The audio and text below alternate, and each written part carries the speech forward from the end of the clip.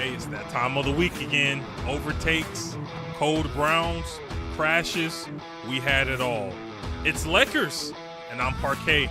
Let's get into it. Clip number 5 here. A user submission from the admin himself, Mr. Robin Williams.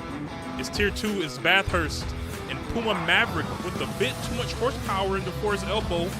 Heads up play by Laquera and Slayer to avoid collision. Clip number 4, we're in tier 3 back at Maggiore. Snaky coming into turn 1, pulling off the double overtake. Having to do a little bit more work here with JPEG Gaming, but he's eventually up into P10. We love to see it. Clip number 3 is tier 4 at Nuremberg Ring. King Tazo with a huge blunder into Swedencross. I think StevenKernick has something to do with that. Clip number 2 is tier 5. We're back at Nuremberg Ring, and it's Toff avoiding the chaos here as Tihan and Upright Fork come together. That's Toff into P4. Clip number 1, the final clip of the week. We're again back at the Nuremberg Ring. It's T6, and we're on board with Eric right now as he looks for not 1, not 2, but almost 3 positions off the line as him and Blade Runner fight for P2. Eric will settle into P3, but if you don't love that, you do not love SMA Racing. Folks, it's Leckers. Again, if you want to see your clips, submit them to me, and I'll see you next week. It's been Parquet, and I'm out.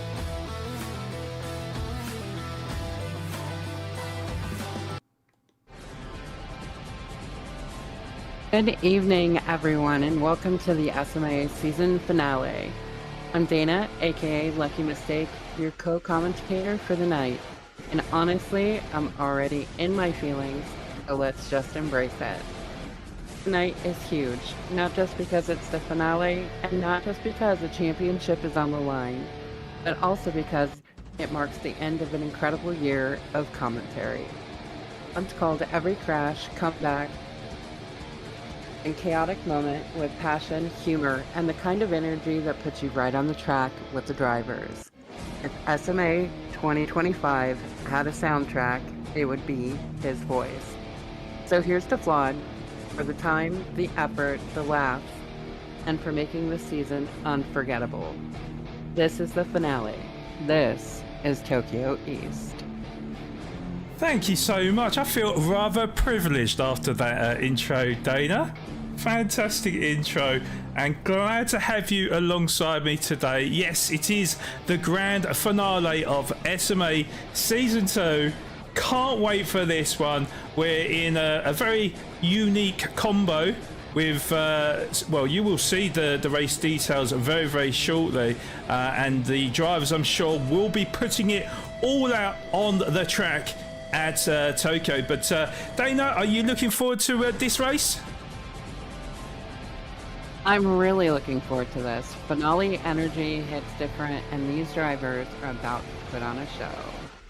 Yeah, they certainly are. Well, before we get into the race details, it is important to shout out our sponsors, because without them, none of this would be possible. So SMA is brought to you by Simulator Cave, South Africa's haven for all your sim racing equipment, selling only the highest recommended products from the likes of Fanatec and Moza, as well as racing cockpits for that perfect driving experience. Link is in the description below. PGSE Cape Town Golf Academy, the hotbed of nurturing young potential to golfing greatness. An academy with the breadth of history for producing talent on the world stage. If you feel you have what it takes to become South Africa's next global star, PGSE is the place for you. Postnet Midstream. Aside from the endless business and personal possibilities, Postnet brings something extra: heart and connection. With quality printing, shipping and design services, Postnet shows that it's not just about business, it's about people. We're not just any print and ship shop, we're your people. Right recruitment. Finding the right people just got easier as they handle everything from A to Z sourcing, screening and matching top talent that fits your business perfectly. Save time, cut the hassle, and build a stronger team with right recruitment, where the right hire is always the right choice. DC Designs, where imagination meets reality. From custom home decor and lifestyle products to specialized gaming and sim racing accessories, DC Designs uses the power of 3D printing to craft items as unique as you are. Whether you're looking for a one-of-a-kind gift, personalized collectibles, or gear to level up your sim rig, DC Designs has you covered. Turn your ideas into reality with DC Designs. Coach Dave Academy is the trusted name in sim racing, offering world-class setups, data packs, and coaching to help you unlock your true potential in GT7.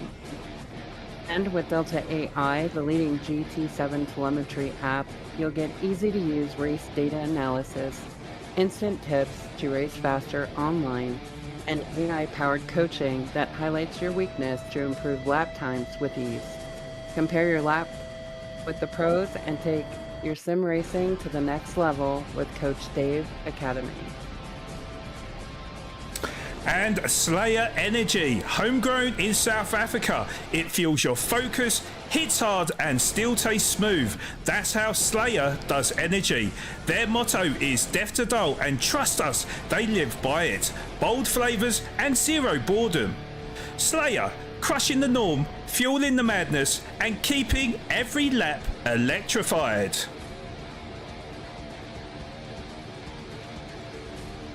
Slayer Livery Comp has officially reached boss level. Your finalists are VSR Gilla, VSR Woofy, Puma Bridgens, StevenKernick, Sam Zocan, and Sam Stings.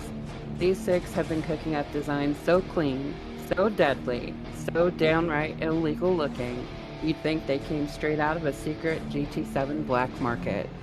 Starting today, Slayer will drop 1 design per day. Your Instagram community decides who takes home the crown, the flex, the bragging rights. And if that's not enough pressure, the winner will be revealed live during Hugh Hatrick's exclusive interview with the broadcast team on Saturday, December 6th. Time is still to be determined. Clear your plans, you won't want to miss it. A massive shout out to everyone who entered. You delivered liveries that look so good they could cause accidents. Absolute legends, all of you. Yes, certainly. And thank you, Dana. Yes. Good luck to all the finalists. I know that you've put in some serious time and effort to create these wonderful designs. I really look forward to seeing who will be the winner or the winning design for Slayer Energy. So definitely look out for that one. But yes, thank you so much, Dana, and once again, thank you so much for all the support our sponsors have provided us in the SMA Season 2 Road Rage. SMA is in association with Motorsport South Africa, the only organisation licensed and fully backed by the FIA of all competitive motorsport inside of South Africa. So with all the credits said and done, let's take a look at our final race of the season as we close out 2025. So Dana, it's over to you. Flawed takes a breath and resets his blood pressure. Let me set the stage for tonight's battleground. The legendary Tokyo East Clockwise. This is not your Sunday drive. This is a high-speed, concrete gauntlet where walls don't just punish mistakes, they collect souls. We're talking long, screaming straights with the brave, so full send, tight chicanes that demand absolute precision, and those iconic underpasses where the sound of these machines echo like thunder in a steel canyon. The slipstream is brutal, the braking zones are sketchy, and the walls, they don't move, ever. Now let's take a look at our race settings for today. We have a 10-minute qualifier, grid start with false start check, 1 times tire wear, 1 time fuel, refueling at 20 liters per second, car settings, all. This is 26 laps, 13 turns, soft and mediums are available and required. Initial fuel is 100 liters. Now let's take a look at what our competitors are driving. Now let's talk about the weapon of choice tonight, the GAE Maverick. This thing isn't a car, it's a controlled explosion on 4 wheels. Up front, a 2.0 liter turbo for punching out 315 horsepower and 380 Newton meters of torque, delivering a surge of boost that hits like a freight train. A 7-speed dual clutch keeps the power glued to the tarmac, firing through gears with barely a breath in between. Just under 1,350 kilos, it's light enough to dance but heavy enough to bite. And trust me, around Tokyo East, that balances everything. Sharp front in turn-in, stable mid-corner grip, and a top speed that creeps past 115 miles per hour on those long straights. Back to you, Flawed.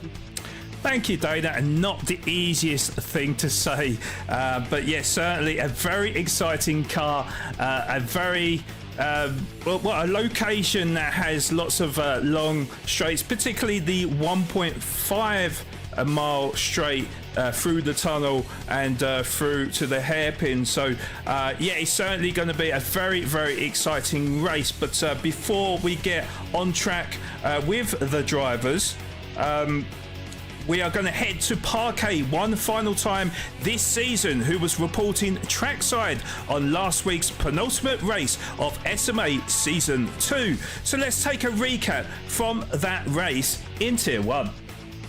Road Rage, Round 7. Let's see how it went. As we await to start Round 7 of SMA Season 2 at Watkins Glen. And away we go. Kendall's already up one position into P3 with Puma Nugcap down into P4. It looks like Giller's just hit the wall though, and he's going to lose speed, and around the inside Giller will get overtaken by Captain Slow. The wall, not 100% sure, but Fish up a couple of positions as well. Up into P9, Ray Carter P10, Paddy Potato P11, Nitro Merlin P12, and Pure Bridges at the back of the grid in P13. It is all kicking off here, Q. Literally, look away from the screen for 1 second, and they're dropping like flies. Yeah, and Wolf is up to third. He's had an amazing battle through with those couple of drivers that got Glara Brown and Captain Slow got big penalties, and Wolf has managed to really gain from that, and he's up into third place. By lap 5, the packs started to form. We are talking 1, 2, 3, 4, 5, 6, 7, 8 cars separated probably by about 2 to 3 seconds, so you cannot take your eyes off of this one. And then certainly as we look at the sharp end of the grid, we've still got only 3.5 tenths separating Deaky to VSR Richard, with Puma Nutcap trying to stay it over him, but just outside of that slipstream range. He has got VSR Wolfie for company in 4th position, and then we've got that gap between the rest of the grid. Wolfie does get a good exit though. Looks like he's got the overspeed to Nutcap. Nutcap is going to give him the inside line. VSR Wolfie surely is going to take 3rd position away from Nutcap, unless Nutcap goes for a late dive down the inside. And all so tight between the two of them, but just about got on the anchors in time. Further up the grid, Richard took control with a pivotal move. VSR Richard looks like he's already made the move on Deacon. So we have a brand new race leader in this race. VSR Richard knows he has to pull out all the stops if he is going to go for the title here, with Deacon with a commanding lead at the top of the championship. Lap 13 gave us a marvelous midfield battle. Look at the battle behind VSR Kennels and Panic Potato side by side. Panic Potato should have the inside line, but Kennels has got the nose in front. Oh, as Kennels goes a bit sideways as he got late on the brakes there, and he's looking like Kennels is under serious pressure from Panic Potato. Nutcap also just behind in at 7th position. Kennels just scrapes the wall, and wow, Panic Potato also just behind with Nutcap.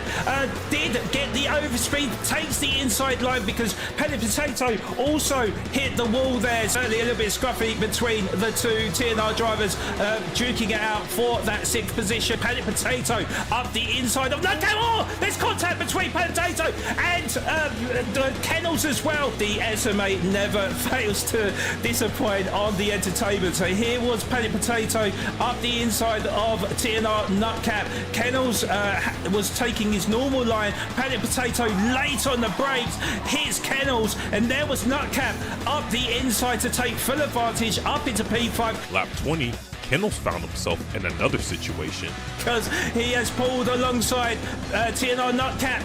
Is he going to make it work? It's going to have to be brave if he's going to make it work. And they're still side by side. Oh! And Kennels goes wide as he picks up too much of that curb. And I just felt like at that point there, with Nutcap having the inside line, I thought Kennels was going to back out a bit earlier, but he decided to stick his car in the way. And, well, it's cost him a couple of positions there. At the top, Richard and Deacon geared up for a blockbuster finish. With just a tenth and a half between Richard and Dickey as they come into the bus stop chicane, it's really anyone's to call. My goodness, Richard is under huge pressure from Dickey now as they come into the downhill left-hand corner. Very tricky corner, very easy to understeer. And Dickey's almost pushing him out of that corner there. My goodness, Sean, it's incredibly close. Deacon does get a good run, and maybe too good of a good run there. So he had to back off there. So VSR Richard able to keep his nose in front. He will know that Deaky is there. So VSR Richard has shown the outside line.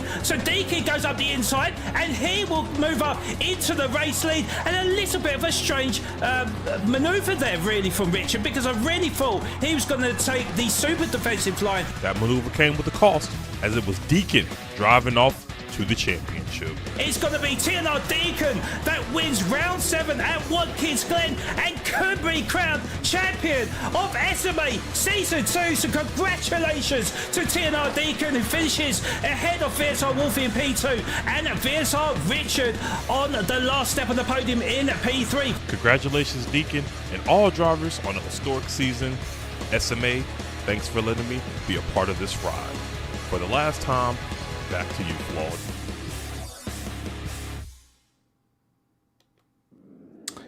Thank you, Parquet. So these are the classified round 7 results from Tier 1.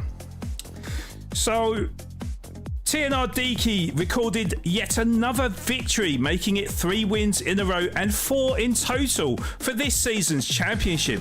He is now nicknamed Dominant Deaky with a fantastic comeback. It was VSR Wolfie who finished in 2nd with his tyres dying towards the end.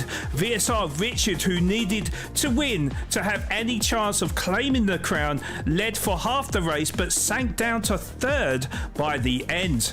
And with his best performance of the season, it was VSR Giller recording a 4th position ahead of battling TNR Nutcap, who finished in 5th. Great to see VSR Kennels back on form, who fought his way into 6th, ahead of VSR Nitro Merlin and TNR Panic Potato, who could only finish in 8th. 9th was TNR Savvy, and the top 10 finish for TNR Captain Slow. Puma Bridgens finished in 11th ahead of VSR Fish in 12th, and at the back was TNR Ray Carter in 13th, with VSR JDJ on holiday in sunny España. So how does that affect things in the standings after 7 races and going into the last round? So TNR Deaky further extended his lead at the top to become SMA Season 2 champion. Only our 2nd driver to take the crown in 2025, with Levitius owning it last season. Up 1 place to 2nd is VSR Wolfie, who is now 3 points in front, replacing TNR Panic Potato, who is dropped to 3rd, with VSR Richard just 2 points further back in 4th, as it seems the podium will go right to the wire for this season. In 5th is our youngster TNR Nutcap, looking like he will end in that position this season, with TNR Savvy in 6th, also looking like he has secured that position in his debut season in SMA. In 7th, we have VSR Kennels, who is just 3 points in front of VSR Nitro Merlin in 8th, and also just 3 in front of TNR Captain Slow in 9th, and again 3 in front of VSR Giller, who has risen to 10th. In 11th is Puma Bridges, and 12th is VSR Fish, with TNR Ray Carter in 13th, and VSR JDJ, who will remain in 14th for the championship. So still a lot at stake for many of our participants in Tier 1, as in a moment we'll join our drivers for the last time this year in what is hoped to be a very exciting encounter in our grand finale of SMA Season 2 Road Rage. So back in a moment.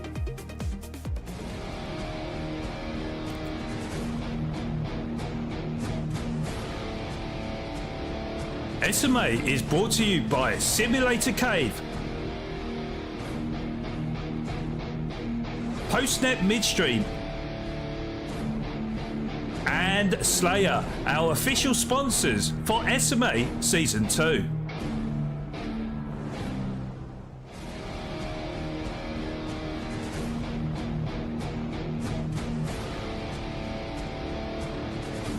SMA is brought to you by TGSC Cape Town Golf Academy, Wright Recruitment,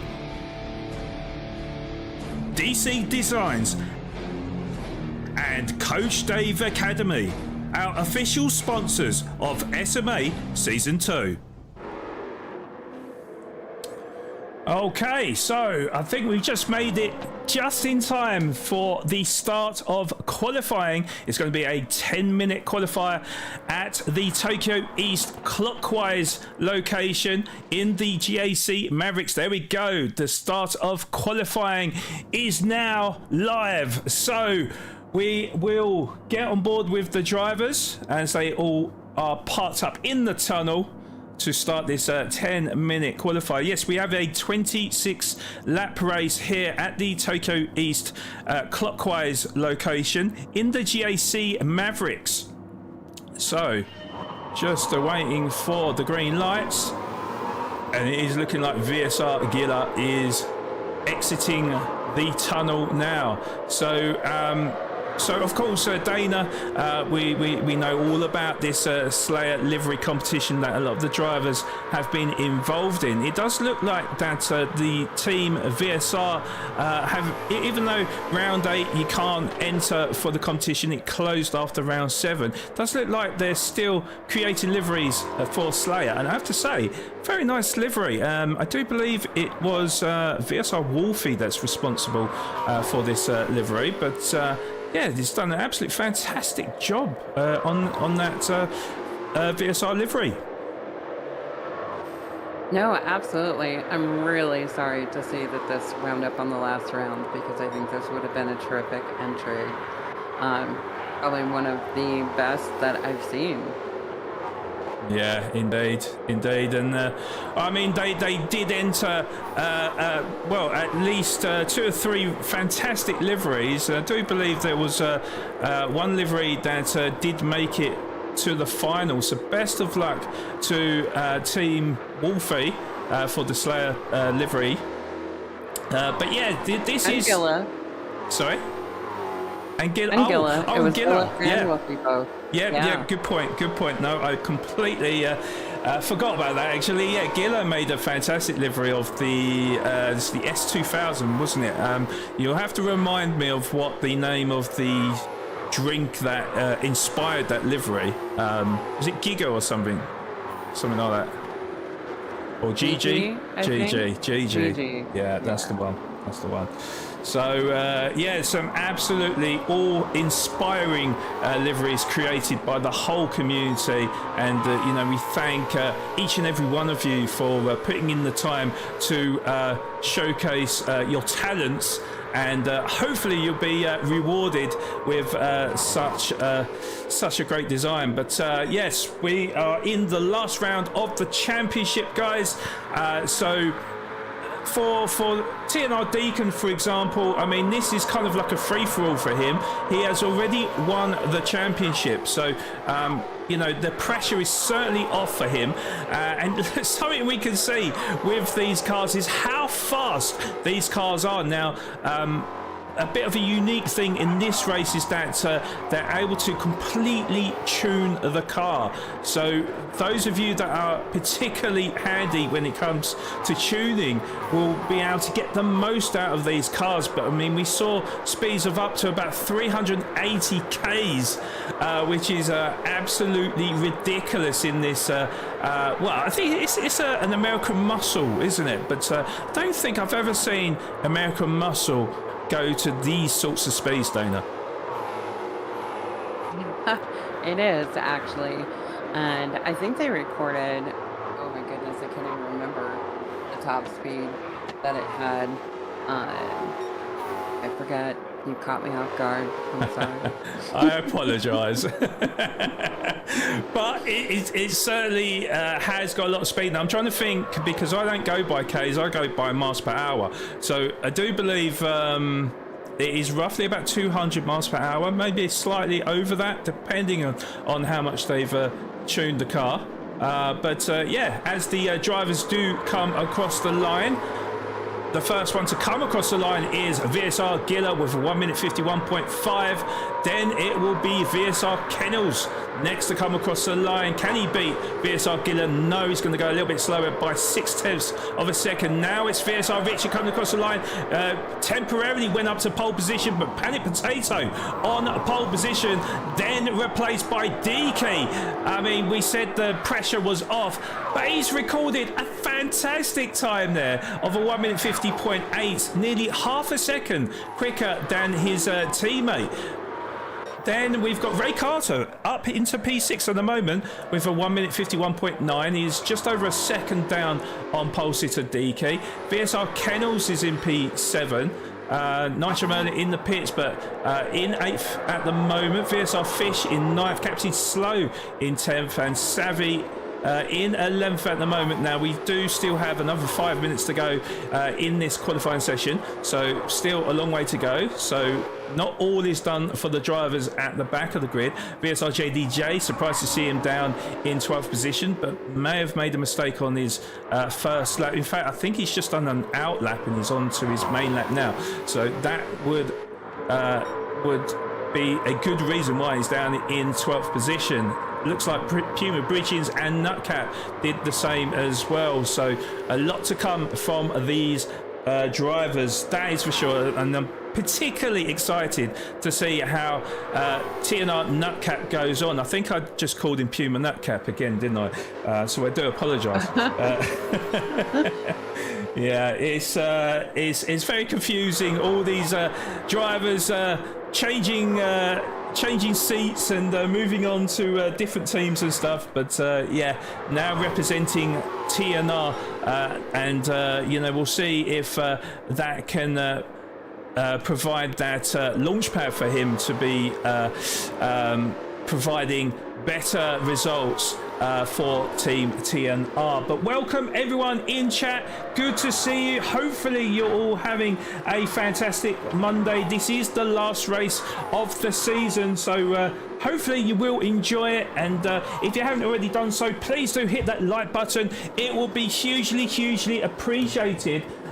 This will be the last time you'll ever need to hit the like button in 2025 for SMA, so please do so. It'll be much appreciated. We'll look on board. Oh, JDJ has just gone a little bit quicker, 1 minute 51 point. Where is JDJ? He's P2 for JDJ. So yeah, we mentioned that he was on his out lap, maybe made a mistake on his previous stint. Up into P2 now, just under half a second down in second position, and just over 1.5 hundredth of a second quicker than Panic Potato in third position. It does look like most of the drivers will be on their last stint now, as they're currently on their out lap. Now, something I have noticed, and something that people have told me as well, is that these cars are very hard on their tyres. So the racing soft tyres are particularly vulnerable to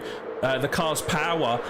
So I don't think they can get too many laps on these soft tyres, but it's going to be interesting to see who's pushing and who is going to be saving tyres during this race. I have been told it could be a possible one or maybe even a two-stopper in this race. As we already know, throughout this season, it is just the racing softs and the mediums that are available, and both tyres are required for the race. So yes, let's have a look and see who else is on a track. It looks like Wolfie is coming to the end of his flying lap here. He's currently in P4, 7 tenths down on DK. Can he improve on his 1 minute 51.5 as Kennels goes quicker up into P4 with a 151.4. Wolfie not able to go quicker, so Kennels does replace Wolfie into P4 with a very good time, just 1.5 quicker than VSR Wolfie, so very, very close. Again, VSR Wolfie to Richard, same time difference between P5 and P6, and then 400th of a second separating VSR Richard and VSR Giller, so very, very close between the VSR drivers. I mean, look how fast that looks on the cockpit view. That is ridiculous.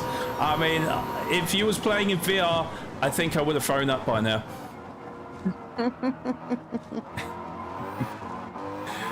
But yes, Panic Potato has got it all to do. Currently P3 at the moment, half a second down on his teammate DK. I mean, it is just quite surprising, really, isn't it? The pressure is off for DK. You know, he's a driver that doesn't really practice, yet he's still in pole position, Dana. Yeah, well, we all know he's an alien. Not surprised. Yeah, indeed. Well, looks like a lot of the drivers are already satisfied with their laps, so they're all in the pit lane at the moment. Savvy Unchained is on a fly right now, currently in P10. He does need to make up some time if he is to start further up the grid. It looks like Fish, I think he will just about have enough time to set a lap. It's going to be very no, actually, I say it's very close. He's already started his lap, so what am I talking about? But yeah, Bridgens and Captain Slow also in the pit lane. So in fact, it looks like we've lost the driver. We did start off with 14. Somebody has left. I'm not sure who has disconnected, so there might be a brief interval to get one of the drivers that disconnected out. I think it was Nutcap. Nutcap has left the lobby, so we'll be hoping to get him in to the lobby for the race, but I do believe he'll be starting at the back of the grid. Panic Potato comes across the line, not able to improve. JDJ, he's on the fly too, and he does improve by 2.5 tenths, but will remain in second position with that 1 minute 51.0. So a great last-ditch effort there for JDJ. Fish, he will be the last one to come across the line then. Currently P11, 1.8 seconds down on pole sitter DK. So can he improve? Well, he is 2 tenths down as we came across the line for sector 2. So there's still a few corners remaining, and this is going to be vitally important if he is to improve and to start further up the grid as well. So P11 for Fish. This, I feel like this hairpin is the most important corner here. If you get the right line, the right traction out of the exit, this could make up much time for the drivers. He has made up about 1/10 from sector 2, but is it going to be enough? Is he going to be able to improve? He needs 3.5 tenths to move up a position. It is looking unlikely at this stage. As he comes across the line, he goes slower. He will remain in P11. Right, we'll be back in a moment.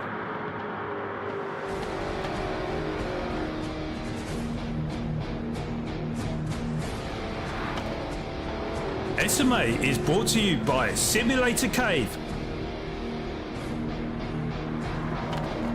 Postnet Midstream,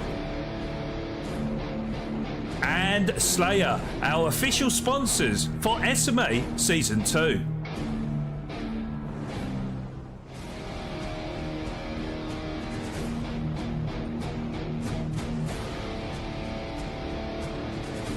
SMA is brought to you by TGSC Cape Town Golf Academy, Right Recruitment, DC Designs, and Coach Dave Academy, our official sponsors of SMA Season 2.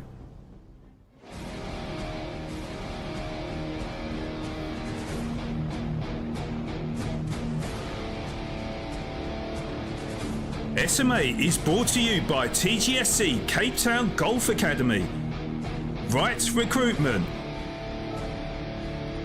DC Designs, and Coach Dave Academy, our official sponsors of SMA Season 2. Okay, so with TNR Nutcap disconnecting from qualifying, the host is just literally trying to organise the grid now, so we have got a slight delay before this 26 lap race here at the Tokyo East clockwise.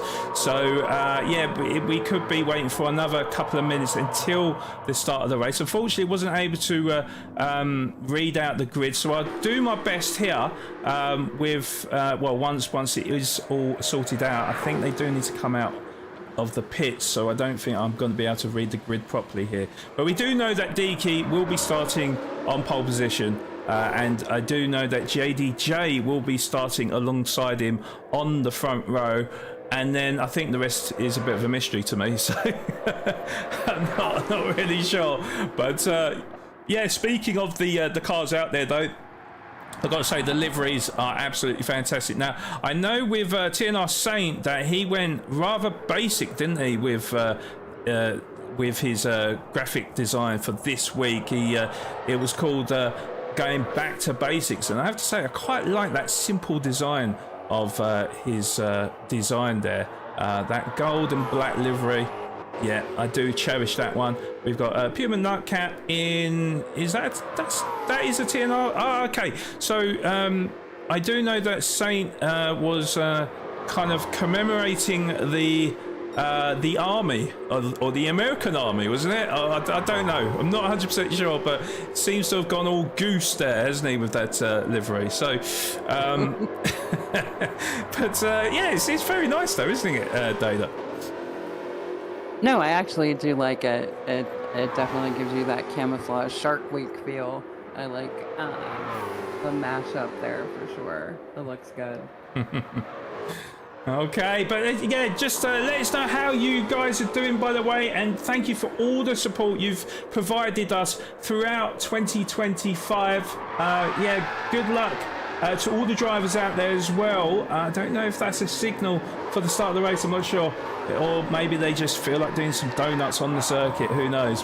But let's celebrate in style, right, for this grand finale of SMA Season 2. Of course, the final race of 2025 as well. So, yes. It's the US Army Edition. I'm donating this car post-race. My arms are off. Oh God.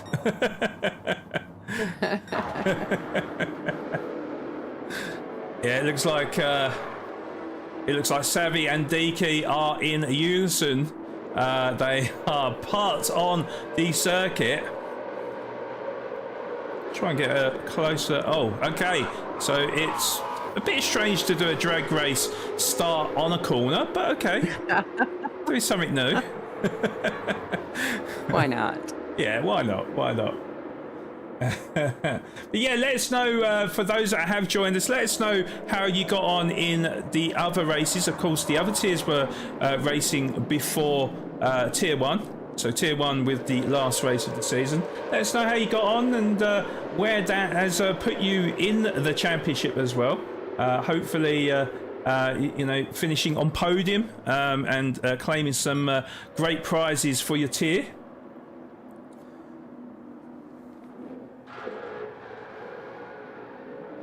And I'll just come back to my chat as well. So Welcoming Parquet to... Oh, no, I was about to welcome in everyone, but the race is about to get underway. So we will get on board with the drivers now, with Deaky starting on pole position, with VSR JDJ in second, and Panic Potato in P3, and VSR Kennels in P4 on row 2. So we've got 5 red lights.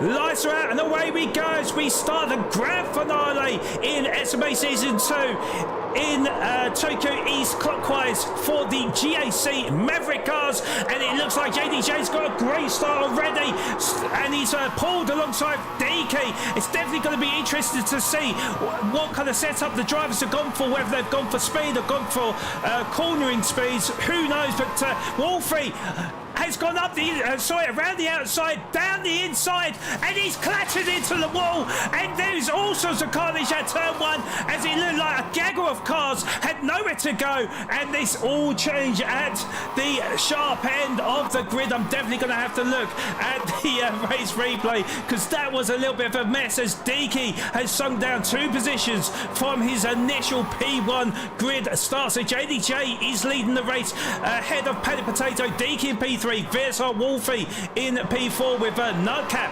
up into P5, Savvy Unchained in P6, Gilla in P7, VSR Kennels in P8, Nitro Merlin down into P9, VSR Wolfie all the way down into P10 as well.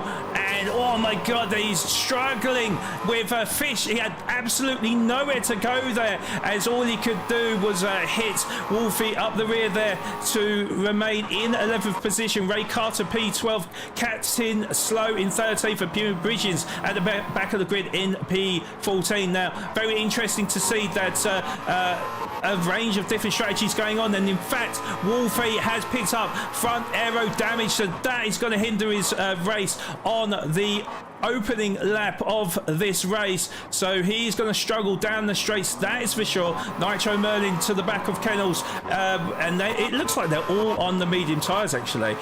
We are starting with 100 litres of fuel, so the whole grid is actually on the medium tyres here. So yeah, it's going to be interesting who can save the tyres, who's got a great setup. Is it good on the tyres? Is it got more top speed? We're going to have to wait and see, as Deaky and Panic Potato go toe to toe, and Panic Potato gets back in the slipstream of JDJ. He's gonna be toe to toe with JDJ. Looks like we've got 3 wide going into turn 1, and who's gonna come out top? It looked, there's more contact. There's more contact. I was going to save or even show the start of the race, but it's impossible here at the SMA, as there's always something going on in this race. But tell us what you just saw there, Dana. I don't even know. It was just a cluster of cars, and then somebody went into the wall. I'm not even sure who it was. Oh my God. Okay. I'm going to quickly show the replay and see if we can find the culprit there. Yeah, looking at the TV cam, it was 3 abreast going into turn 1. It's not the best camera there. It looks like whoever was P4 got shunted out of the way.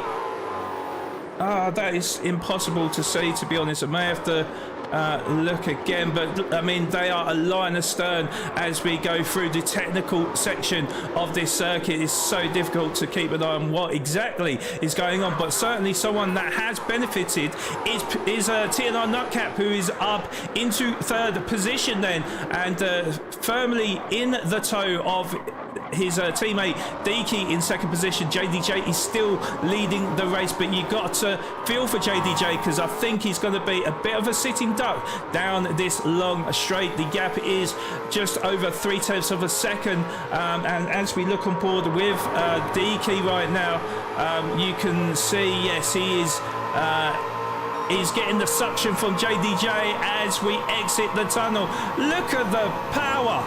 Look at the speed of his car. Power pass JDJ into the race lead. And yeah, it's looking like Nutcap is under serious pressure from Panic Potato, who knocks into his teammate Nutcap. Is he going to go into the wall? Yes, he is, and he's going to pick up damage. Panic Potato survives, but he was the culprit there, and unfortunately unfortunate accident as pushing his teammate into the wall. Nutcap has got that damage. He's going to be a sitting duck in the fast-flowing straights. So it's going to be interesting to see how long he can keep on with, keep hold of that third position as JDJ battles for the race lead. So very, very close between the drivers. Panic Potato, well, he has got the extra speed, probably feeling a little bit guilty at this point with Savvy up into P5 now, with Giller just behind in P6 and Kennels just behind him in 7th position. And then there's a gap between Nitro Merlin and VSR Fish. 2.3 seconds is the gap. So certainly there could be a number of positions swapped in the early exchanges here between about 5 drivers, as it looks like Panic Potato has got the overspeed. He's going to go around the outside of Nutcap. He's going to have that racing line as well, and there was evidence there, Dana, of Panic Potato going wide. I was just about to say there was evidence of Nutcap suffering with the lack of speed, but Panic Potato went deep on the brakes, went wide, and Nutcap went up the inside to retain his 3rd position. But this is where you're going to see the speed difference between somebody that doesn't have damage and somebody that has. So 3, 4, 5, 350, and then Nutcap, look, he's really suffering here. Although actually not too shabby, but Panic Potato, yeah, look, you saw it go up to 370, and Savvy now overtaking Nutcap as well, as Panic Potato will hold a nose in front and just about gets on the brakes in time. But that was a great move there from Savvy to move up into P4.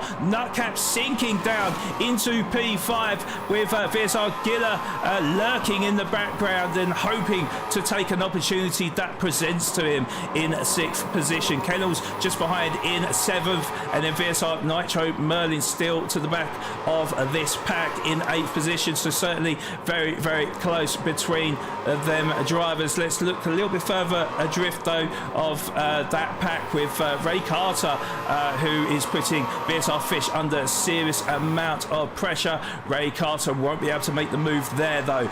Currently just behind in 10th position. Puma Bridges has moved up 3 positions to P11, so something we have missed there. Puma Bridges making good progress, just 0.4 of a second in front of Captain Slow in P12. VSR Wolfie, of course, had that damage, so he's already made his pit stop, and he is on the racing soft tyres now as he tries to claw the gap up. VSR Richard, it might have been VSR Richard was the one to suffer in the background that calamity at turn 1. He is at the back of the grid in P14. He is on the racing medium tyres right now. So let's get back on board with the sharp end of the grid. JDJ has pulled a 6/10 of a second gap to TNR Deaky. With Deaky, looks like he has been saving a little bit of fuel. He has more fuel than the VSR JDJ. He will have the slipstream down the straight, so he should be in a good position here, but I don't know if he's going to make up the gap before we get to turn 1. Panic Potato up into P3 then with Savvy. Oh God, we've got 4. Well, it was nearly 4 abreast there. Savvy just in front of Nutcap. VSR Kennels and Nutcap are side by side. Nutcap should have the inside line, and VSR Kennels does tuck back in 6th position with VSR Giller just behind in 7th, and Nitro Merlin still to the back of the grid, to the back of that pack, sorry, in 8th position. So very, very close between the 6 drivers there, but it's certainly advantage to Panic Potato right now, Dana. Yeah, it definitely is. That pack is pretty tight. We've got Ray Carter was able to overtake Viz for 9th position.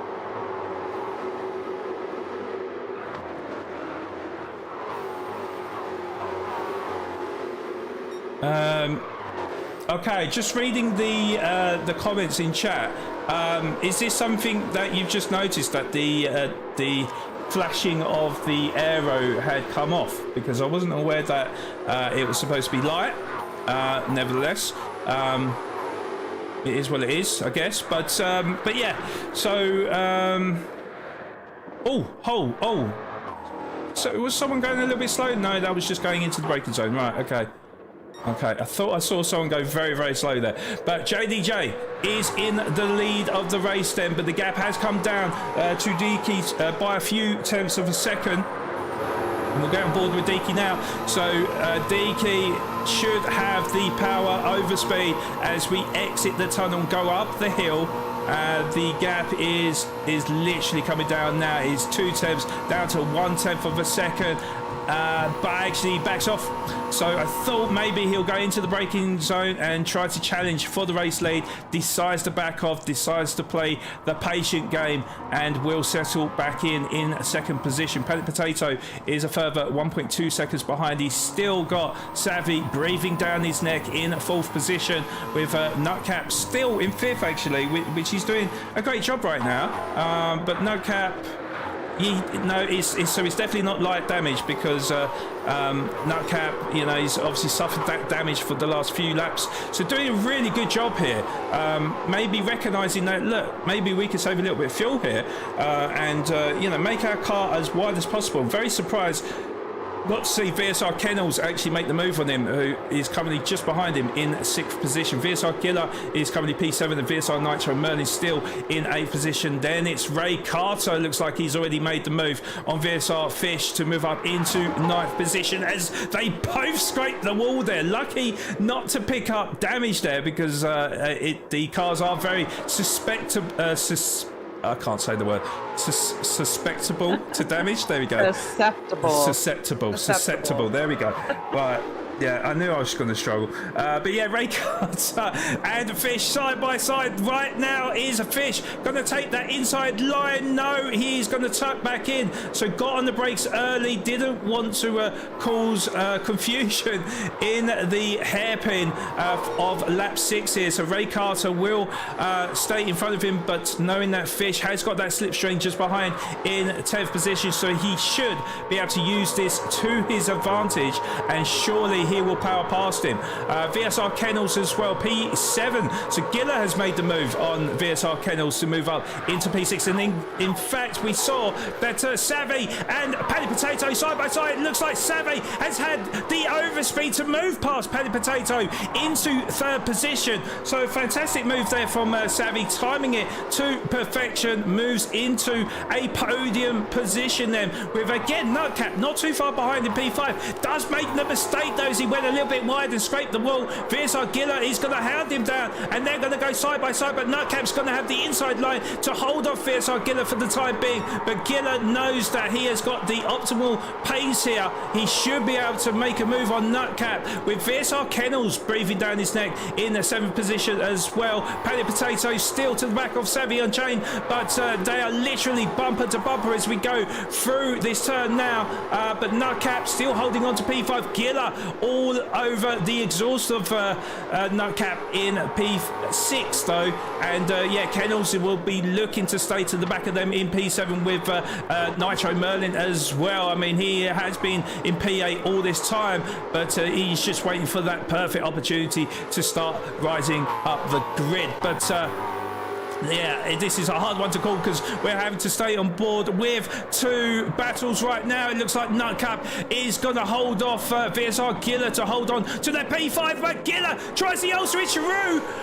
And I thought that Giller could get on the power a little bit earlier to take the 5th position away from Nutcap, but of course he is going to have more speed down the straight, and surely he will power past Nutcap to move up into P5, and now looking to try and catch up to the drivers in front, but he is out of that slipstream. Savvy and Paddy Potato are side by side yet again. Paddy Potato has the inside line though, so surely if they can perfect their timing on the brake, surely Paddy Potato will take the inside line. No, he backs off and allows Savvy through, so Paddy Potato will stay into 4th position. He's still got the inside line, and Paddy Potato eventually takes that 3rd position away from Savvy, and at last the Minister of Defence moves up into a podium position. Dana. Yeah, that was great. That was great. I like to see that. We do have, I think it was, who was it? It was TNR Captain Slow that was able to take overtake from Bridgens for 11th, and then we have Luckie in 12th. 13th is Bridgens, 14th is Richard, rounding out the back here. Okay, so Richard, I do believe he was quite a fair chunk of time behind, so he's starting to catch up a little bit. Looking at the times, Puma Bridges 1 minute 57, VSR Richard 53 and a 54, last lap 55, but certainly got a lot more pace than Puma Bridges. So we're talking about 3 seconds a lap here. So VSR Wolfie, he is lapping 53s, 54s. He's trying to put all types of pressure to TNR Captain Slow, who is definitely holding him up. Look at them times, 58 on the last lap there. So Wolfie is certainly got the pace here, and it's just a matter of time before he makes the move on Captain Slow, I feel. Certainly because Captain Slow has no slipstream to the cars in front. We've got Ray Carter just behind. VSR Fish in 10th position as well. He also should have the slipstream. Now let's quickly have a look, and there's a 1 second gap between. It looks like actually Savvy and Giller side by side then as we go down the straight, and Giller moves up into P4 ahead of Savvy in P5 then, and VSR Nitro Merlin has also moved up 2 positions then as Nutcap has sunk down into 7th position. Kennels down into P8 though. Big surprise there as we was looking at the drivers behind. So big change in the pack order here, but yeah, certainly something we can't keep up with here, Dana, because literally they are that close together. Deaky is now the new race leader as well, as he has stolen the march on VSR JDJ, but JDJ is to the back of Deaky and making his life as difficult as possible.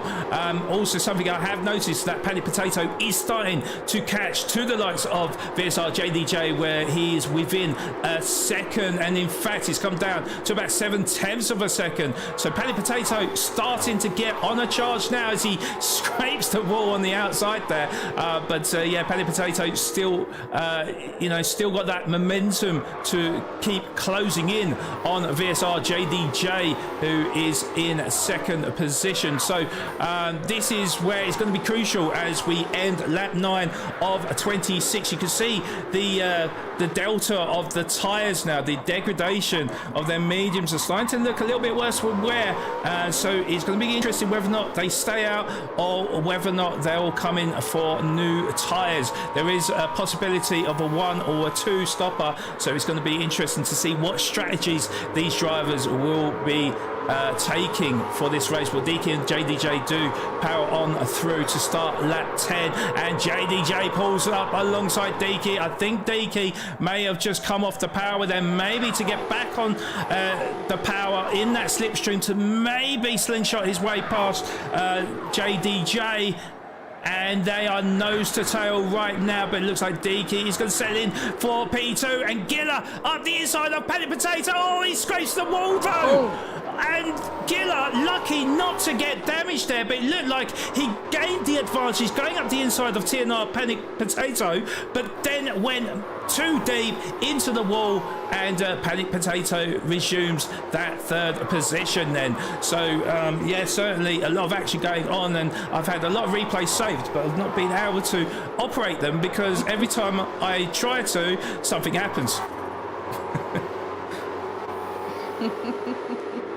Oh, and speaking of which, Giller side by side with Panic Potato, and Giller moves back up into 3rd position, and there was nothing that Panic Potato could do there. So I'm going to save the replay for that one, because Savvy looks like he is going to be now challenging Panic Potato, who is just behind in 5th position, and Nitro Merlin closely following in 6th position. There is a 3.3 second gap between Nitro Merlin and VSR Kennels now as he's starting to sing down the grid. So let me quickly have a look on the replay of that maneuver from Giller then, as it looked like Panic Potato did scrape the outside wall, and that was why Giller was able to get the overspeed and make the move on TNR Panic Potato to move up into 3rd position. So getting back on board now, JDJ has got a nose in front of Deaky, but Deaky has got the upper hand down the straight. Giller has actually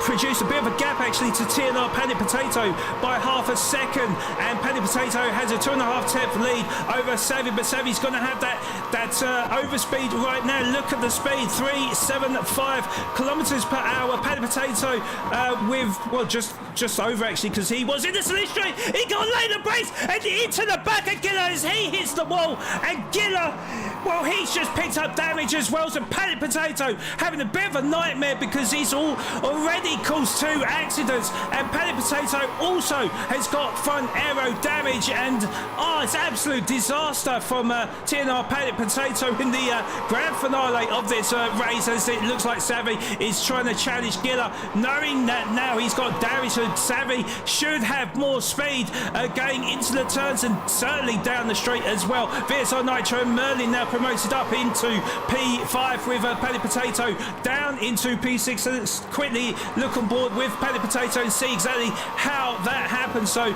Savvy was just behind. I don't think there was a nudge behind, was there? I think Panic Potato just got on the anchors a little bit too late. Look at that, you can see the lights coming on a lot earlier from Giller, and Panic Potato, well, unfortunately wasn't able to stop the car and went straight into the back of Giller as he pushed Giller into the wall, and that was rather unfortunate, as Panic Potato also lost 2 positions from that incident.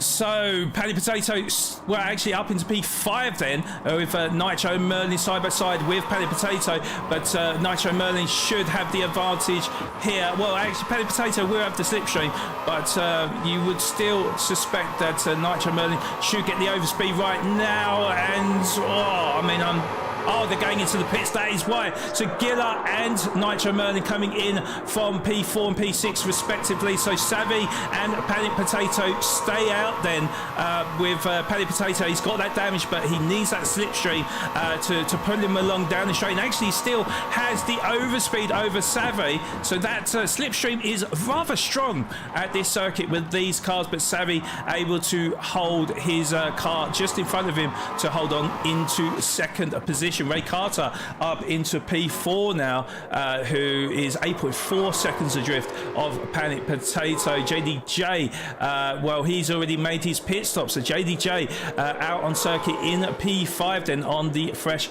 soft tyres, trying to make the undercut on TNR Deaky, who holds a 3.4 second lead over Savvy on, well, I have to say he's done very well in preserving them medium tyres. He's got just under a quarter of a tank, doing a great job, very consistent as well. 1 minute 54s. His last lap was a 1 minute 53.9, so that was actually his fastest in this race. Nutcap, however, is the fastest man on track with that 1 minute 53.2, which he has just produced on the previous lap. So he is in a VSR sandwich at the moment. JDJ is 4.7 seconds up the road from him in 5th position, but Nitro Merlin 1.1 seconds behind in P7. He knows he's got one hell of a job if he is to stay on the toes of Nutcap, who is of course on the racing soft tyres as well. So yeah, certainly I think Nutcap could be on the 2-stopper here then.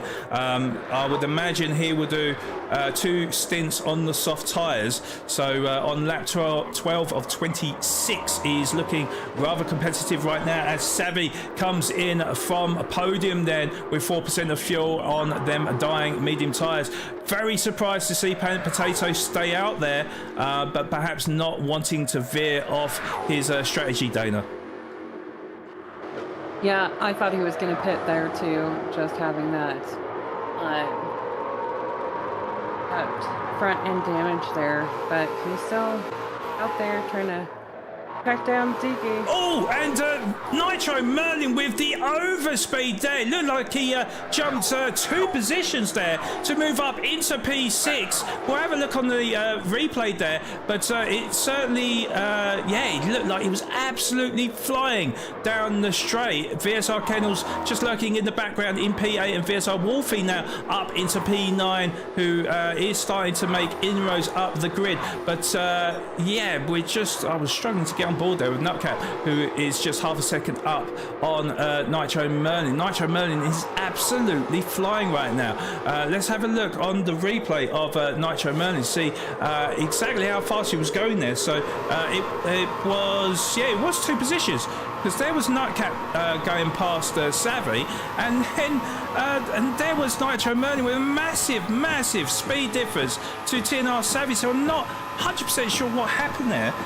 Was that a technical issue for Savvy, or was Savvy just coming out the pits? Maybe he was just coming out the pits because he's on fresh soft tyres, so my bad. Yeah, just making his pit stop, and once he did pick up speed, then resumed the circuit in 7th position, with Nitro Merlin staying doing the undercut basically. So Nitro Merlin is he's doing really well at the moment. P6 at the minute. I do believe his best performance saw him finish in 5th position a couple of rounds ago. So Nitro Merlin with a strong pace at the end of this season. Paddy Potato and Ray Carter coming in from P2 and P3 respectively.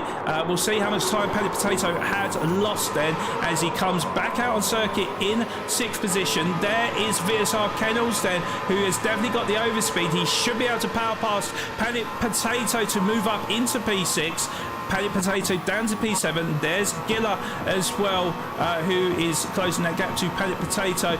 Not going to close it in time by the time we get into the braking zone, but the gap has come down to beneath a second. So Paddy Potato could come under serious pressure in the second half of this race. Then we got Puma Bridgens in P9, then 6.5 seconds down on Giller in 9th position, with Ray Carter to the back of him in 10th, with VSR Wolfie now down into 11th position. Looks like he's just made his pit stop, so he is on fresh medium tyres. I think he'll be on them till the end of the race. So Wolfie, well, we'll see how much he can catch up to the rest of the grid, who might be on the 2-stopper. VSR Fish is currently P12, 2 seconds down on Wolfie, and VSR Richard now not at the back of the grid in 13th position, 1.4 seconds adrift of his teammate, and 4.5 seconds over TNR Captain Slow, who looks like he's really struggling at this location, Dana.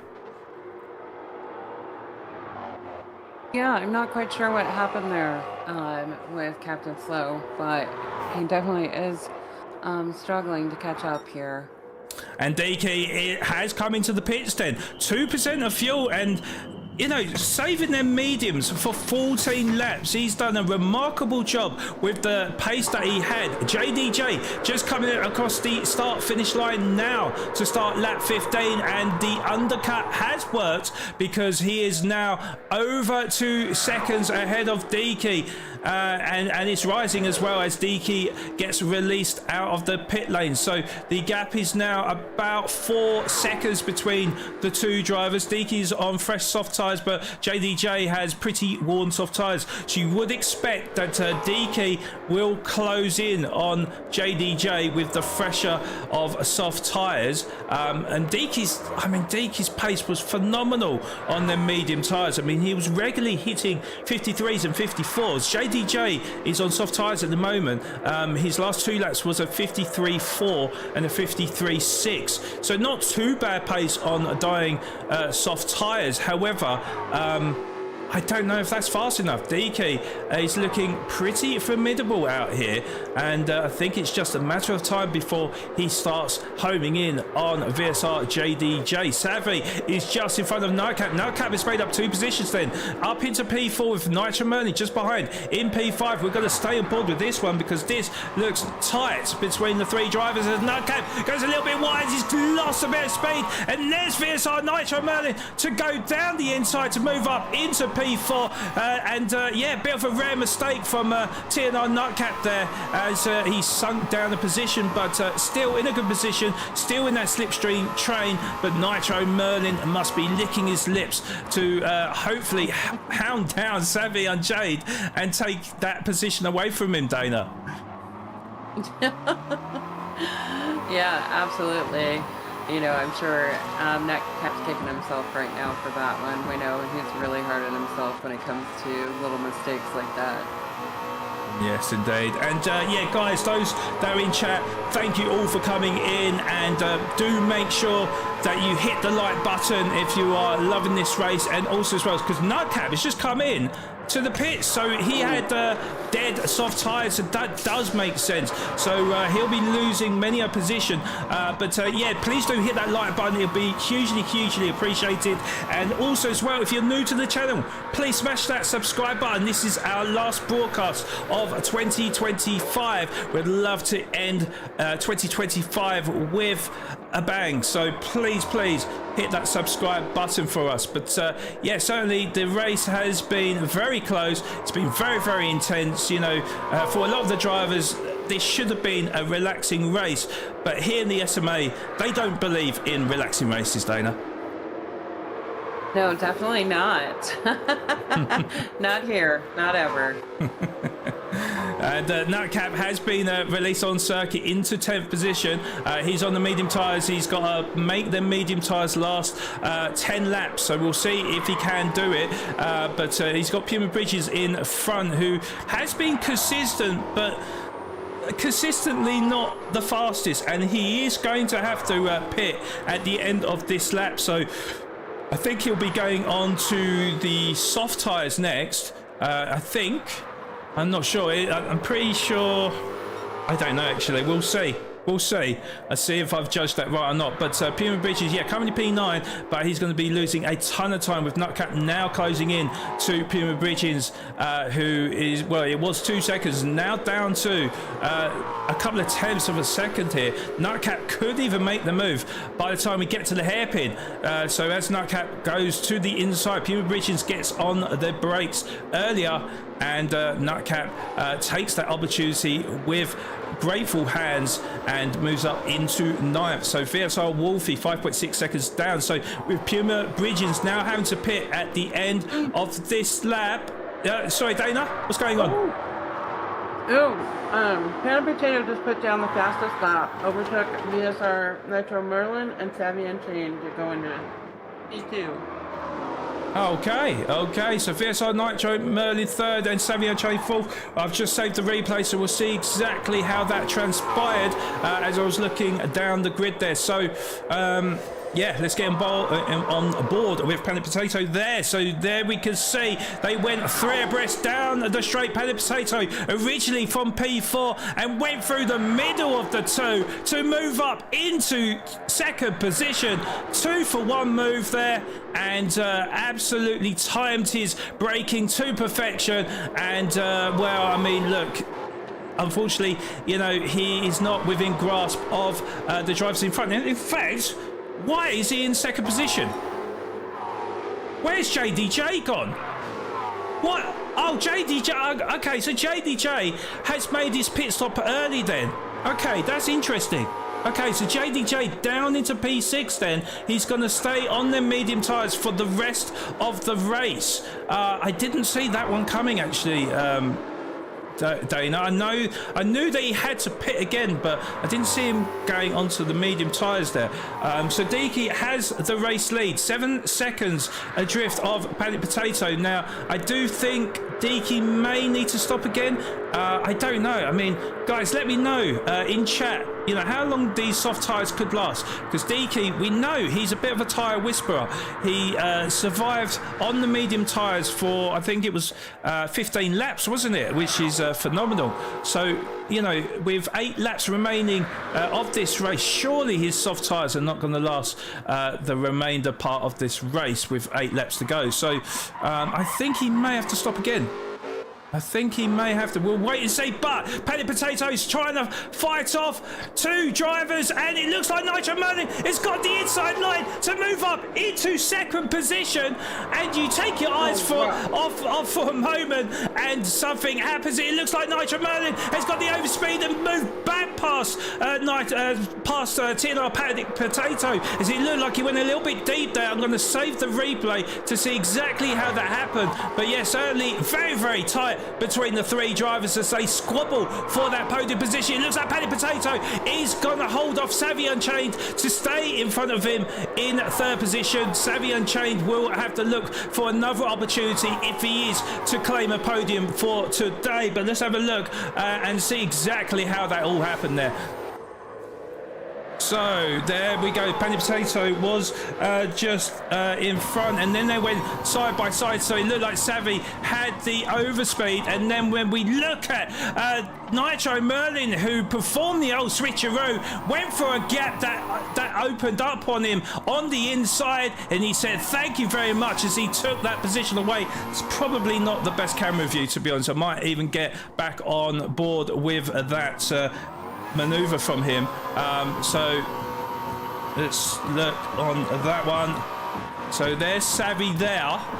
So Savvy got the overspeed, got on the brakes a bit later, and then Nitro Merlin pulled to the inside to move past Savvy and Potato, who was side by side with him. And then Paddy Potato went a little bit deep. He scraped the wall, and unfortunately Nitro Merlin then had more speed and was able to actually claim second position ahead of Paddy Potato, and Savvy just behind in P4. So that kind of clears that one up.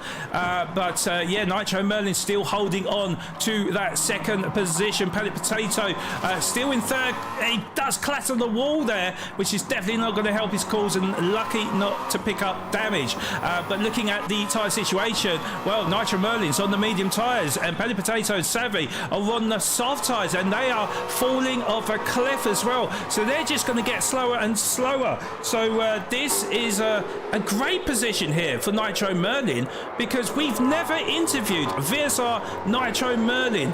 Is he going to be able to claim a podium today? I don't think he is, because I just looked at his fuel and I don't think he's got enough fuel to last him the whole race.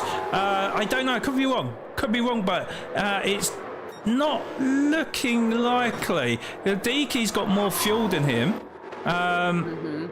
Yeah, and Giller's got more fuel, so I don't know actually.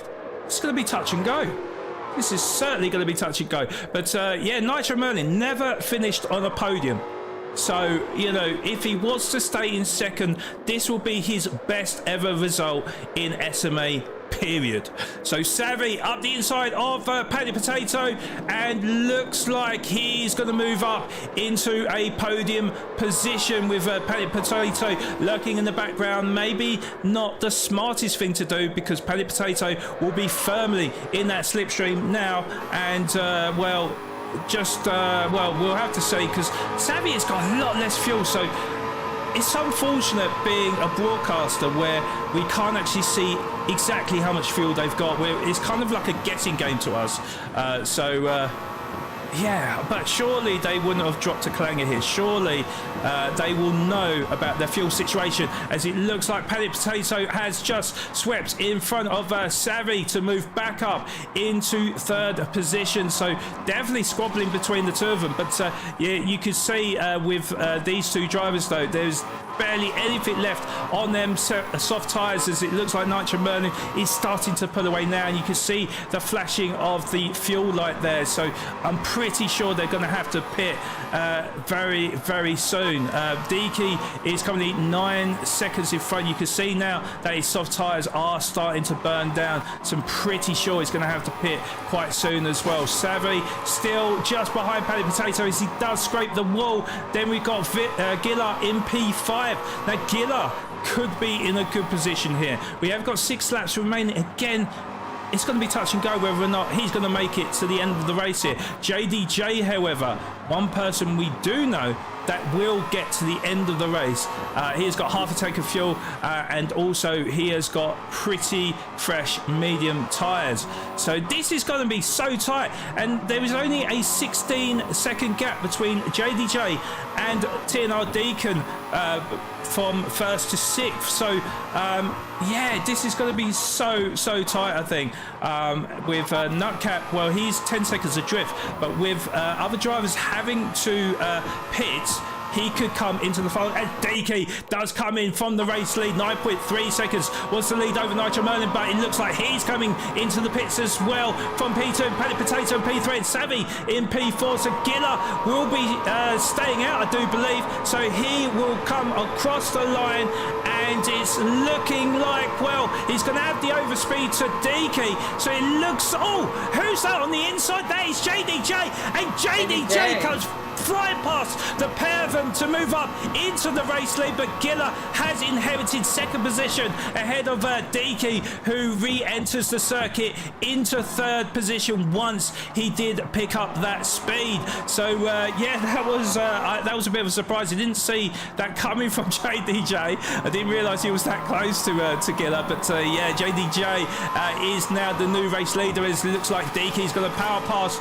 Giller to move up into second position. Of course, he's got the fresh soft tyres. Giller has got worn medium tyres, so I don't think he's going to be able to stay up with Deaky. But JDJ, look, the gap between JDJ and Deaky has already closed into 3.5 tenths of a second, because like I said, Deaky has got fresh soft tyres. He's got enough fuel to last him the end of the race. So it is now going to be a blockbuster finish between the pair of them. But of course, JDJ is on the medium tyres, and they are slightly worn medium tyres at that as well. So at this stage of the race, Deaky will definitely be faster than JDJ, but it's just how quickly them soft tyres will burn down, and how much that JDJ can preserve them medium tyres is going to be the interesting thing here as we come into the hairpin for the 21st time. So JDJ holding off Deaky, but Deaky will have that slipstream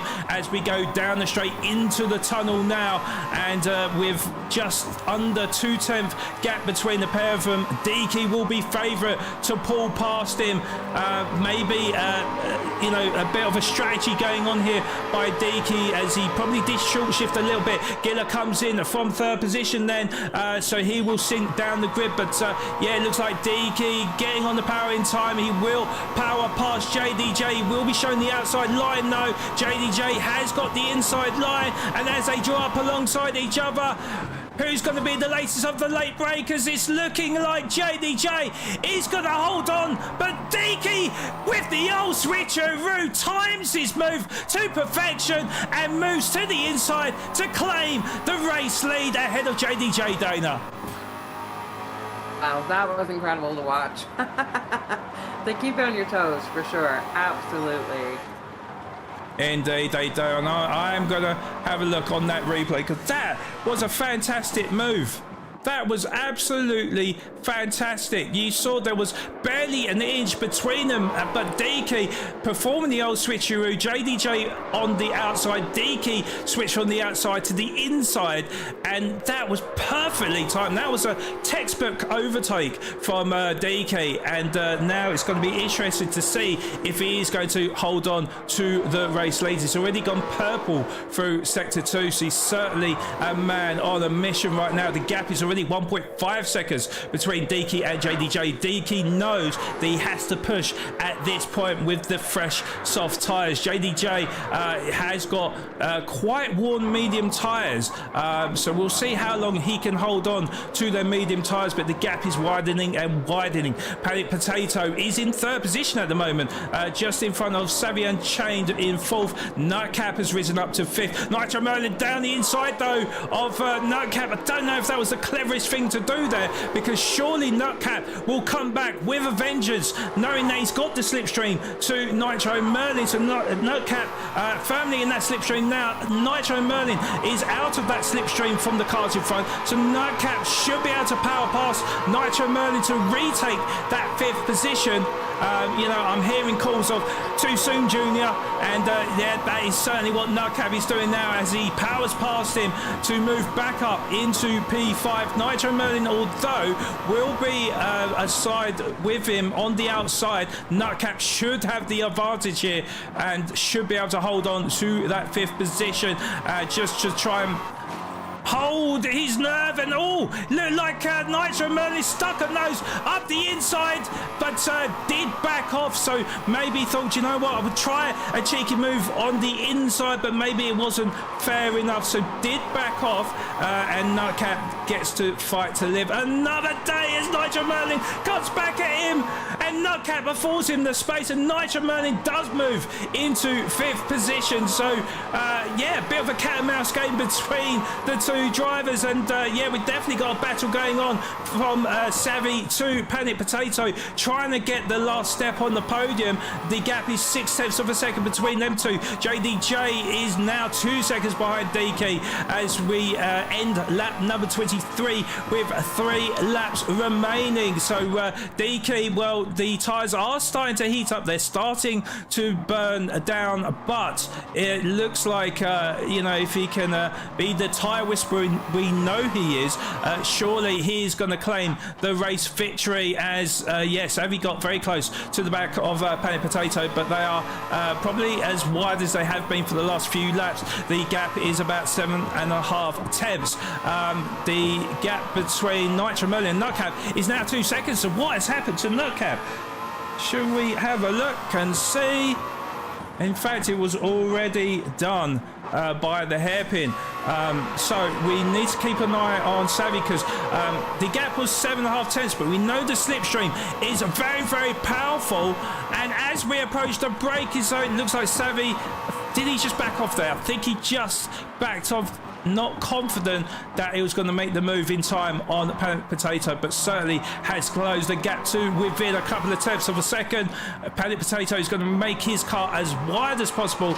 I think he really wants to stay on that podium to speak to us in the interview room, I think, Dana. But I think so. Yeah. so yeah, he's doing well at the moment, but it's still very close between Giller and VSR Wolfie. So both VSR drivers within half a second of each other. Giller is a little bit faster than Wolfie at this stage, though, with them fresh soft tyres. Ray Carter is in P9 with dying soft tyres, but I don't think VSR Kennels is going to catch up to him, because he is on worn soft tyres down into P10 now. So where Kennels started off so good at the early part of the race, down into 10th with his teammate VSR Richard for company now in P11, who's looking rather competitive at this late stage of the race then, as VSR Kennels is really struggling on them soft tyres. VSR Richard is on fresher soft tyres. You can see with the lap delta as well, 55 was the last lap from Kennels, and 53.4 as Kennels goes wide and too deep, and surely VSR Richard is going to take that position away from VSR Kennels as Kennels starts sinking down the grid, down into P11. So VSR Fish, well, he is 8.7 seconds down on Kennels, but with Kennels not much tyre grip left with 2 laps remaining. I mean, the gap is quite large, but you know, depending on how much tyre life is left, maybe Fish could take that position away from Kennels. We'll have to wait and see. Puma Bridges, P13, not too far behind VSR Fish. 1.5 seconds is the deficit, but yeah, dying soft tyres for him. Captain Slow, 25 seconds adrift in 14th position. So let's get back to the sharp end of the grid. It is 3.2 seconds, the gap between Deaky and JDJ. So it does look like it's Deaky's race to lose, with JDJ's medium tyres starting to fall off a cliff. You can see with the lap delta as well, 54.1 for Deaky, with JDJ with a 55.0. Savvy is in P3 at the moment, just in front of Panic Potato, and very similar pace between the two of them. Looking at the tyre wear though, Panic Potato's soft tyres are falling off a cliff though. Nitro Merlin not too far behind in P5.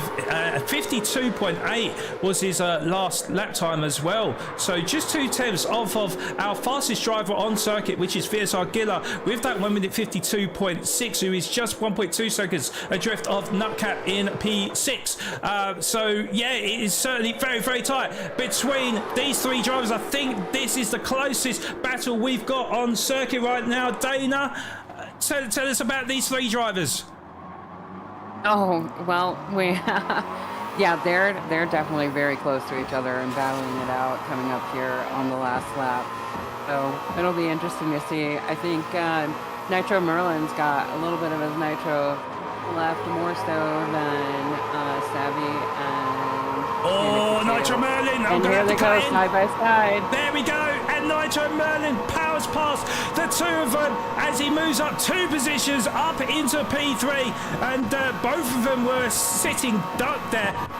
It looks like that actually Paddy Potato didn't put enough fuel in and he's had to save a bit of fuel, but he gets a little bit later on the brakes, and a slight bit of contact between Savvy and Nitro Merlin as he gets a little bit pushed wide. Looks like Savvy is going to take the inside line to take that position away from Nitro Merlin, and well, in fact, I think maybe not, because Nitro Merlin comes powering back into P4. Savvy may have lifted off, knowing the fact that he did slightly bump Nitro Merlin, so allows Nitro Merlin through, and Nitro Merlin will try and hound down Paddy Potato for that position, but we do need to keep an eye on the gaps. I think we will stay on board with this for the time being. We'll keep an eye on Deaky, because Deaky is not the driver I thought was on the straight there. So let's have a look. Nitro Merlin is trying to put all sorts of pressure on our Minister of Defence, who currently holds that last podium position. Oh, and there's Savvy Unchained around the outside of Nitro Merlin, who was caught napping there, and they're going to be side by side. And it looks like Savvy's got a power pass to move up into P4, and as he gets the overspeed on Paddy Potato, gets later on the brakes. Has he gone a bit too deep? I don't know. It's going to be touch and go between the 3 drivers. We're going to go on board with Deaky as he comes across the line. He's going to win his 5th race of the season to win round 8 at the Tokyo East clockwise in the Maverick GAC cars. Paddy Potato is going to finish just in front of Savvy Unchained for P3, P4 for Savvy, and VSR Nitro Merlin comes across the line in the P5 with VSR Killer coming across the line in P6 with TNR Nightcap finishing in 7th, just in front of VSR Wolfie in 8th, Ray Carter P9, and VSR Richard, well, it looks like he's going to finish in a top 10 position, rescuing something from this race after that nightmare start for him at the start of, or in fact turn 1 of lap 1. VSR Kennels is going to come home in 11th position. VSR Fish is going to come home in 12th. Puma Bridges will come in 13th, and TNR Captain Slow looks like he'll be coming in 14th position with a bit of a nightmare performance from him. But Dana, what are your thoughts on this race? That was amazing. Absolutely amazing. They never cease to entertain and shock us throughout the whole race. It was a great race. Absolutely epic. Yep, absolutely. SMA do not disappoint, and neither does Captain Slow, because that was some beautiful donuts on the hairpin there as well. So fair play to you, Captain Slow, and to round off a remarkable SMA 2025 and the Road Rage series of SMA's Season 2. Back in a moment.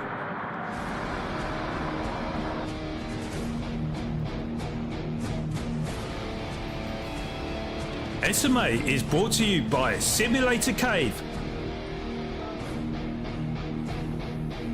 Postnet Midstream, and Slayer, our official sponsors for SMA Season 2.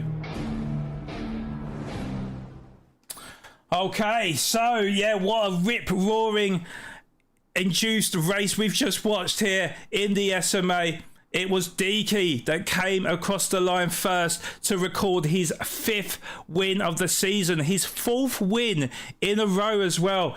Just absolutely bossed the second half of SMA Season 2 with a fantastic victory over VSR JDJ, who had no answer to Deaky's pace.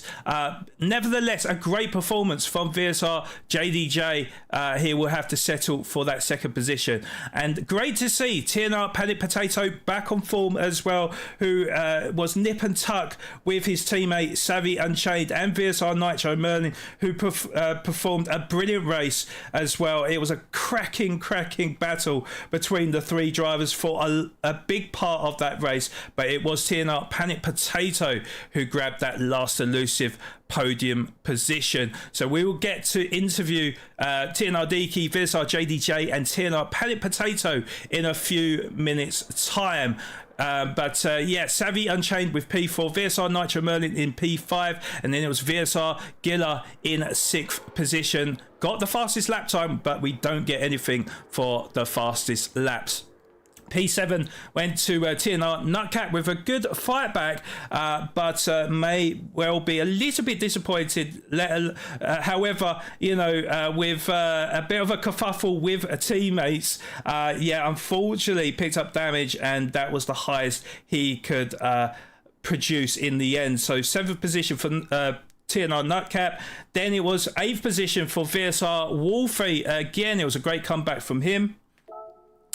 And then TNR Ray Carter with one of his best displays of the season comes home in 9th position ahead of VSR Kennels, who started off very well in this race but sunk down the grid as time unfolded. He grabbed 10th position. VSR Fish with 11th ahead of Puma Bridgens in 12th position. TNR Captain Slow in 13th. In fact, no, I'm wrong here because VSR Richard was 10th, VSR Kennels in 11th, VSR Fish in 12th, Puma Bridges at P13, and TNR Captain Slow in 14th. I think VSR Richard disconnected after he came across the line, but before the lobby ended, so that is why there's a bit of a mess up there. That was an absolutely fantastic race. We've seen to absolutely round off our SMA Season 2 Championship. We are going to go for a short break.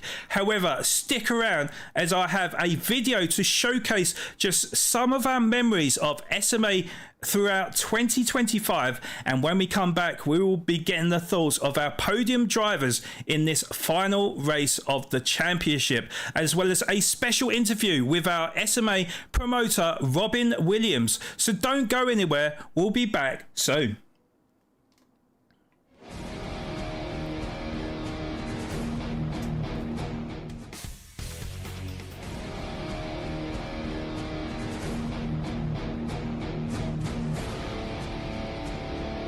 SMA is brought to you by Simulator Cave, Postnet Midstream, and Slayer, our official sponsors for SMA Season 2.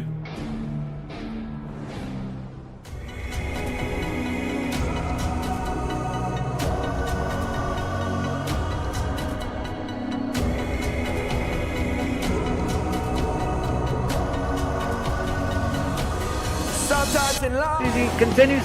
Oh no, he's dropped into third. Deacon has managed to go round the outside. But will he be able to hold it as they come into the next hairpin? And it's Deacon. It's so close. Contact between the two teammates. JDJ spins and around he goes. Deaky gonna have the overspeed and be brave enough to go around the outside. And yes, he does. What a fantastic move for Deaky. Richard had to pull out of that, and that was very brave as Richard tries one up the inside again. Deaky comes fighting back, and he's going to try around the outside. He sweeps in front of Richard and moves up into P5. And what a fantastic move from Deaky. What a fantastic race between the two drivers, and that is how it's done. The Le Mans chicane, and look at Richard and Papaya Racer. There's nothing in it. Papaya Racer's trying to go down the outside of Richard, but will they manage to do it? There's a bit of contact, but then they go through, and Richard goes wide, but manages to hold on to that position. It's going to be Levitius though, who's going to come across the line in first position to become the SMA Season 1 champion. Congratulations to Levitius. Papaya Racing does get that second position, and VSR Richard gets. And the MSA Cup 2025 round 1 is underway. Richard and JDJ side by side as we went down the back straight into the chicane, and JDJ fought it around the outside, and Richard had to yield into P3, but then came back with a vengeance down the slope into the last corner, and actually finished just in front of him, as it looked like Potato ran out of fuel just before the Lioness Wolfie took P4. Certainly JDJ, I wonder if he's dropped a bit of a clanger here, because yes, the racing soft tyres are starting to burn up a little bit, but JDJ, who's going to defend the inside on the edge of the dry line. Levitius, is he going to take that position? Oh, they are side by side still. They are still side by side, and it looks like Levitius has made the overtake of the century to move up into the race lead and move in front of JDJ Twosome. Talk us through this, Rob. Yeah, it's not going to be a wise decision to make a darting move. He's just going to follow him round for the Porsche curbs. What he'll be hoping for now is a perfect exit out of this left-hander, which will give him the run up to the Ford. He's got a little bit wide, but he's still okay. Levy's going to cover off the inside, which he rightly does. He gives him little option, but that inside becomes Levy's absolutely defended this to perfection. No way through, and he will come home as the race picture at Le Mans. Amazing race between the two. Chaz in P2. Phenomenal stuff, Flawed. Phenomenal indeed, and Levitius will be crowned the MSA Cup champion for 2025, so congratulations to him. Checkered flag for South Africa. Can he hold on to the race lead? I think he's just about done enough here, Twosome, but as we approach the checkered line now, Levitius is going to take the race win. On the front row, they're going to lead us away in the very first round of the SMA Season 2. 5 red lights. Lights are out, and away we go. No, because Paddy Potato goes for the old switcheroo, and I think he's made it work there, because around the outside, Paddy Potato back up into 7th position. Keep his nose in front. He will know that Deaky is there. So, VSR Richard has shown the outside line, so Deaky goes up the inside, and he will move up into the race lead. The championship, but I'm pretty clear here. 4 race wins from this season as we come through the penultimate corner and onto the last corner. It's going to be TNR Deacon that wins round 7 at Watkins Glen and could be crowned champion of SMA Season 2. Together.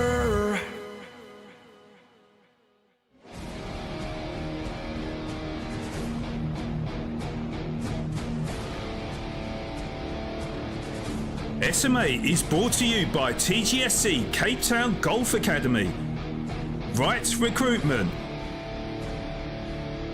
DC Designs, and Coach Dave Academy, our official sponsors of SMA Season 2. Okay, so we are back, and some great memories throughout 2025 in SMA, and congratulations to 2 of our champions, which was TNR Levitius on SMA Season 1 and the MSA Cup, as well as celebrating the victory over Finland as well as our newly crowned champion of Season 2, TNR Deaky. So, big congratulations to them drivers. And we have actually the top 3 drivers from this race to interview. So we'll get the thoughts of these drivers right now, starting off with TNR Panic Potato, as I struggle to find your name. Where have you gone? There you are. I found you. Wow. I mean, what a fantastic race that was. Panic Potato, 3rd position. How are you feeling after that intense battle? I must say fairly happy. I mean, it was a very, very intense race. Lots of slipstream, lots of strategic moves. but having my teammates around me, I think, took a lot of that stress off. Savvy was extremely helpful during the race. Yeah, I think just happy to get that combo out the way, because that was an extremely stressful one with very close walls. So yeah, I think I'm happy that we got it out the way and got a fairly good result at the end. Yeah, so tell us about the car then, because obviously this was the only race of the season where you could literally change everything, wasn't it? You could tune absolutely everything. So are you the type of driver that likes to sort of tune cars, and how did that kind of affect the performance of your car? Okay, it affected the performance of the car a ton. I think that's safe to say. Each minor little tweak made the car a lot better. I think I was fairly lucky in my sense with being in TNR, because we have some incredible tuners. So they gave us a very, very good base to work off of, and then I just made some personal tweaks. But I do enjoy tuning it, so I was able to get my car into the right window between saving tires and pure pace, and I think worked out quite well for me. Yeah, it certainly did, and I'm going to hand you over to Dana, because I don't want her to accuse me of stealing all the questions. So Dana, have you got any questions for Paddy Potato? Well, congratulations on P3. We saw you defending like your life depended on it. How tough was that fight? Very, very tough. This combo was the slipstream was ridiculous. I think it was worth close to about a second a lap. So being able to keep the guys behind is not an easy job here at all. Yeah, absolutely. So, just out of curiosity, how's your heart rate right now? Oh, through the roof. Blood pressure as well. Completely shot. Well, congrats again, Dylan. Dylan. Yeah, anyway. Paddy Potato, congrats on P3. That was an excellent run. Thank you, guys. Do appreciate it. Yeah, and Paddy Potato, just I guess one final question. Obviously, that was a great race. But as a season overall, though, how do you think it's gone for you? And have you, because you said you didn't really enjoy driving these cars, but have you changed your mind on that, or is it no? I still stand by what I said at the beginning of the season. These cars are dreadful. They don't suit my style at all. Yeah, I'm very, very happy to get them out the way and hopefully go back to some Group 3 and Group 4 racing. Well, you never know what's around the corner in 2026, Paddy Potato. So we'll see what happens there. But certainly, you've been very consistent throughout the whole season. You've got to be happy. I think that may have secured a podium for the actual overall driver standings. So you've got to be satisfied with that, surely, though. Yeah, well, we'll have to just wait and see any steward inquiries. I know I had a little bit of contact with Gila, so we'll have to just wait for that to be finalized. But if I do end up P2, it's been a solid season, all things considered. Yeah, all things considered, you've been absolutely fantastic. You've definitely brought the drama to SMA, and hopefully you'll continue to do so throughout 2026. But congratulations on today, though, for that P3, and look forward to speaking to you over the sort of Christmas months, and see if you're back for 2026. 100%. Thank you guys for all the brilliant work that you do with the commentating and broadcasting. Really do appreciate you guys. Appreciate you too, Paddy Potato. Take care and have a great Christmas. You guys too. Cheers. Cheers. Okay, and then on to our second place finisher, and have to say, a big congratulations to you, VSR JDJ. Second position today. It's great to see you back on podiums. How are you feeling after that race? I'm very chuffed with how that race went. I didn't have a lot of practice for it. I was a bit nervous coming into this race because I knew my tire saving wasn't really where it should have been. But I think I made a bit of an improvement during the race. Just kept it smooth. Diki helped me a bit because as Deke went in front, I was following him, following his line, seeing where he's pushing, where he's not pushing, just to preserve the tire a little bit more, so that I could just be able to fight at the end. But he had a bit more than I was expecting, and he did really well. So well done to him. But yeah, overall very happy with my race. So so again with Panic Potato, you were saying about the tuning of the car. So tell us about how you kind of like set up your car today. I mean, did you go for more kind of raw speed, or was it more about just keeping the car stable and go through the corners? So I went for a bit of a cornering setup, which also didn't really help me when it came to saving the tires and preserving the tires. But so I went more of a pointy car, just to be able to get through the corners well, because as you guys saw on this track, it's wall to wall. So one silly mistake and you can tap the wall. Possible damage might ruin your race. So I just went for the safe route where I didn't have to push to be able to go around the track doing decent times. So I went for the more handling part of it than the tire preserving or the top end setups. Okay, fair enough. I mean, it was a fantastic performance from you, JDJ. And at one point I thought, oh, do you know what? You might have performed the ultimate undercut. Unfortunately, it did look like that Deke just did that little bit better on the tyres and was able to sort of power away in the end. But a fantastic job from you nevertheless. And, you know, considering you wasn't feeling confident ahead of this race, and you was on holiday as well, weren't you? So maybe feeling a little bit rusty as well. So it's a brilliant performance from you, and you should be really happy with that. I'm going to pass you over to Dana. Dana, have you got any questions for JDJ at all? Yeah, congratulations on P2. Thank you. You applied pressure all race long. Was there a window where you thought you had the win? The window came there after the first stint on the mediums, because I know Deke went a bit longer on the mediums than I did.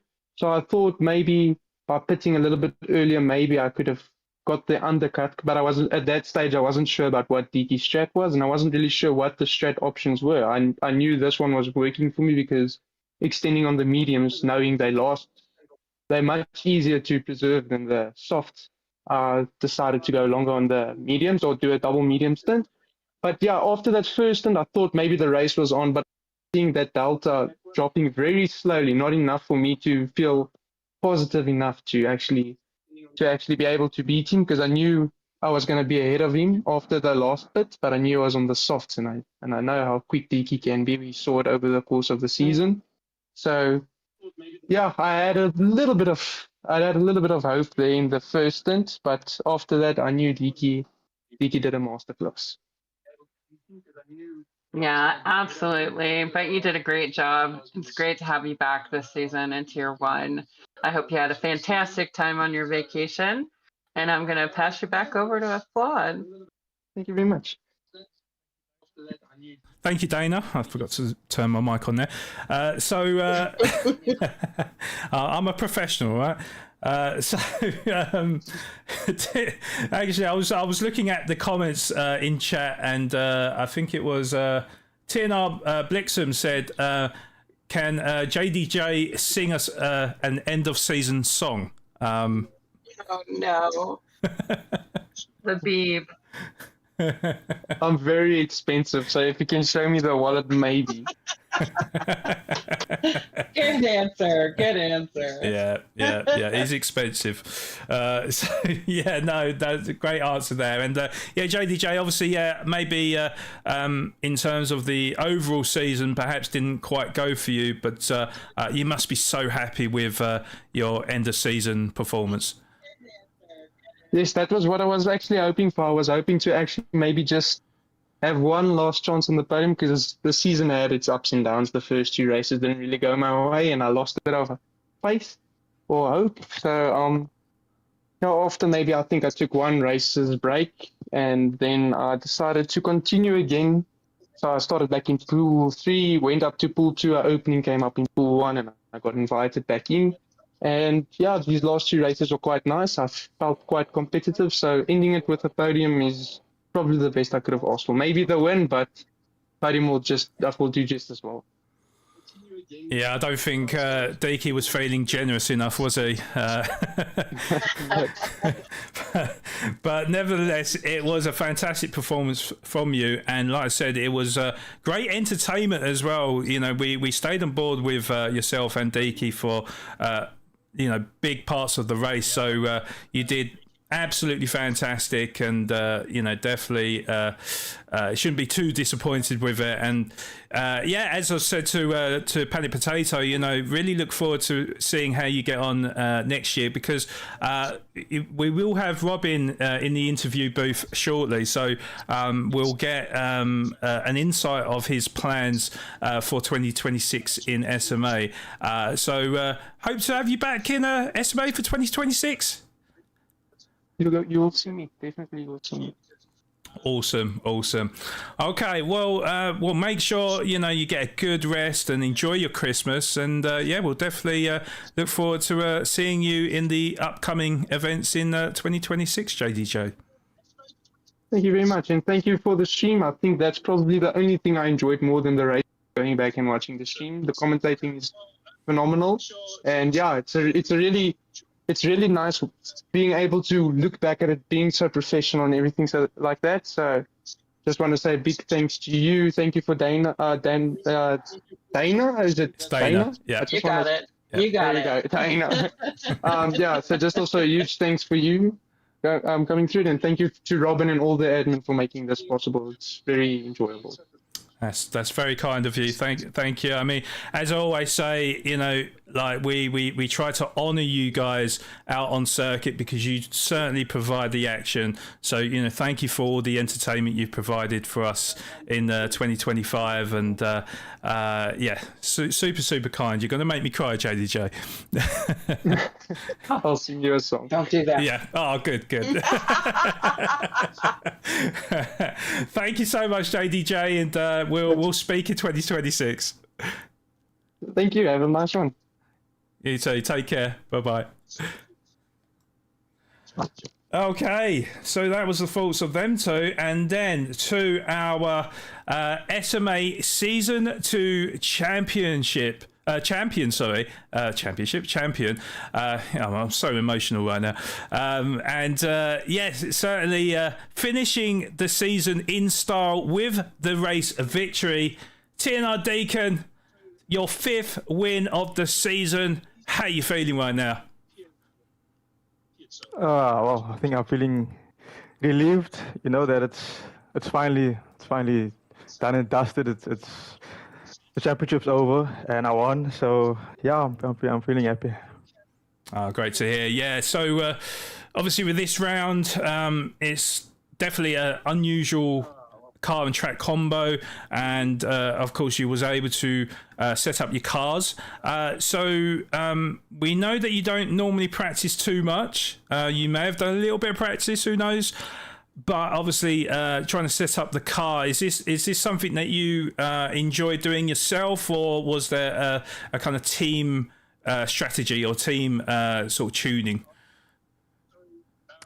Well, no, it's definitely down to the team I have around me. I just like to drive the car and let the people who know how the setups work and that type of thing do their thing, and then I'll do my thing. So, and I think if you can have both a good setup and a decent driver, then you can probably do quite well, which is what happened. So yeah, no, definitely my team helped me a lot with the setups. Okay, and so in terms of your race as well, so it was always looking tight between yourself and JDJ, and you two were battling away for many a lap.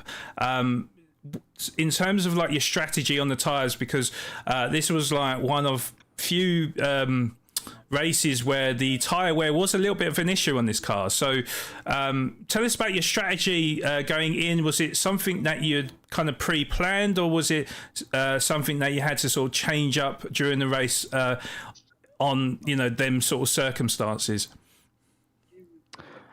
I think probably like five minutes before the race started, Dylan came up with a strategy which was 10 10 on the mediums and two sets of soft stints, which I agreed with, and I thought that sounded good enough. And then I tried it and it worked, obviously. And then, but I saw JDJ went on to a second set of mediums, which I was like, okay, that's a bit odd because two sets of mediums would probably be the slower strategy overall. But yeah, I done the two sets of softs, and yeah, no, JDJ came out in front, but I knew I think I had some tires to do in the overtakes and some nitrous as well, which was another factor in this race. So yeah. Yeah, do you know what? I completely forgot about the nitros, to be honest. So you know, I've only had 26 laps to find out, but but yeah, certainly it was definitely interesting on strategy in terms of sort of like, you know, when to sort of save a bit of fuel or save the tires, and then when to push, and it worked out perfectly for you today, Deke. So, you know, massive congratulations to you. And yeah, Dana, have you got any questions for our SMA Season 2 champion? Yeah, I have one, and then I just have a comment. Just so Tokyo East is like brutal. What was the moment where you said, "Yep, I got this"? Massive congratulations. Probably when I came out the pits and I saw JJ was probably 4 seconds in front. So I knew, but Kiloban was also behind him, so I was like, that might play a factor. But when the gap was below 5 seconds, I knew I had a good chance of overtaking him purely because I was on the soft tire and they were on the medium tire, and yeah, I just had fresher tires. So yeah, I think it was fairly straightforward. Well, I just have to say congratulations on the win for the season, for everything. I think BSR Richards' incident report kind of sums it up, where he reported you for driving too fast. Yeah, that's right, yeah. Congratulations again, and I'll pass you back over to Flawed. Thank you, Dana. Thank you. And yeah, I mean, I second that. I think I should have written the same report there, but yeah, I mean, look, Deke, I mean, you've been phenomenal all season, but yeah, certainly in the last definitely 5 races, you've been just on point. Actually, last 4, because you've won 5 races, but you've won the last 4. That's correct, right? So, so yeah, you've just been absolutely on point. No one's been able to touch you, and you've just shown supreme class in terms of your raw pace and just your etiquette as well. So. Yeah, massive congratulations to you on becoming just our second champion in SMA behind Levitius. So I think TNR will be very happy, because that means that it's only a TNR champion in SMA for 2025. But yeah, has this given you the kind of appetite to then go on and get multiple like victories in future championships to come? Yeah, for sure. I think definitely a confidence booster. Let's say compared to season 1, I came up a little bit short. So yeah, no, this has definitely been, well, firstly a different type of championship in terms of the cars. And I think it's also I've learned a lot of things as far as the setup and that type of thing. And the road cars, with the body weight and the weight transfer and all that type of thing. So it's very different to your normal GT3s and whatnot. So I think it was a good championship overall in terms of the cars. I wish there was a bit more play in your strategy. Because it was quite limited, but either way, I think it still provided us with close racing, which I think is obviously the best for the viewers and the drivers as well. Makes everything more exciting. So in that regard, I think it was a good championship overall. Yeah, no, certainly. When I first went into this championship, it was like, oh, road cars, okay. I wonder what the community think about this. But you guys have really taken to it, really, and really shown what it takes to perform at the highest level, and really make it look easy in these road cars, which I'm sure it's not. So definitely a big congratulations on such a great performance in SMA Season 2, and congratulations on being the champion for Season 2 Road Rage as well. And with 2026 looming as well, so yeah, we're hoping to see you in the next championship, and I'm sure there's going to be a few surprises in terms of cars and tracks, especially with Spec 3 coming out as well next month. Yep, I'll be there, definitely, for sure. Thanks, guys. Awesome. Take care, DK, and have a great Christmas. You too. Cheers, buddy. Cheers. All right, bye-bye. Okay, so that was the thoughts of our 3 drivers. I am struggling to find Deaky. Where is Deaky on my list? He's there. I found you. So yeah, that was the thoughts of our top 3 drivers, and put on such a great show today and throughout 2025 for SMA. However, we're not done there with the interviews. We have got a special guest in the SMA GT7 promoter. That is, as most of you will know, Robin Williams. Robin, thank you so much for taking your time to speak to us. And yeah, you must be, your heart rate must be absolutely pounding right now after seeing such a great race today. Hi, good evening, Sean and Ms. Dana, and to all the viewers and our members. I've actually been moving from chair to chair because I couldn't sit down. I was actually pacing when we had those moments with Brannis and Panic Potato, and then with JDJ and Diki. The racing has just been amazing. Actually, as you know, when I'm looking for some happy space, I go back and I watch these broadcasts just to kind of like remind me about what we achieved this year. And it's just been amazing. Yeah, no, the races, it's always been amazing. Every single race that I think also just with all the lower tiers as well, not just tier 1. I've been hosting the season 2. So I've been fortunate to watch some of the lower tiers race as well.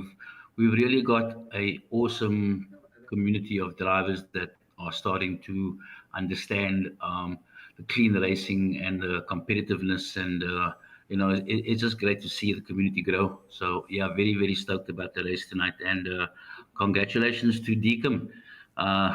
Buddy, you on another planet. I don't know, you've just shown, I think, the entire South Africa sim racing that you just too fast. I think Richard made a report against you last week, saying that you were too fast, and that kind of like just solidifies your pace, my man, and to showcase it on our platform, it's amazing. So well done on winning the road race championship, and prizes will be coming your way soon. Yeah. Thanks, Robin. Didn't know you were still there. and yeah, I was going to say as well, Robin. I mean, it was definitely a surprise to me when we first spoke about season 2 and obviously using the road cars. But you know, how surprised are you with the drivers that have, you know, really taken to these cars and really made it very exciting for the viewers, and including myself and Dana? Yeah, so I think the decision to go with road cars and credit to Renier is that, you know, we do listen to our community, and actually it's been quite some time that there's been a call for road cars, not as extreme as what Renier has kind of like put together, I must be honest. I tried some of these cars, and gosh, yeah, you would need to put in the time.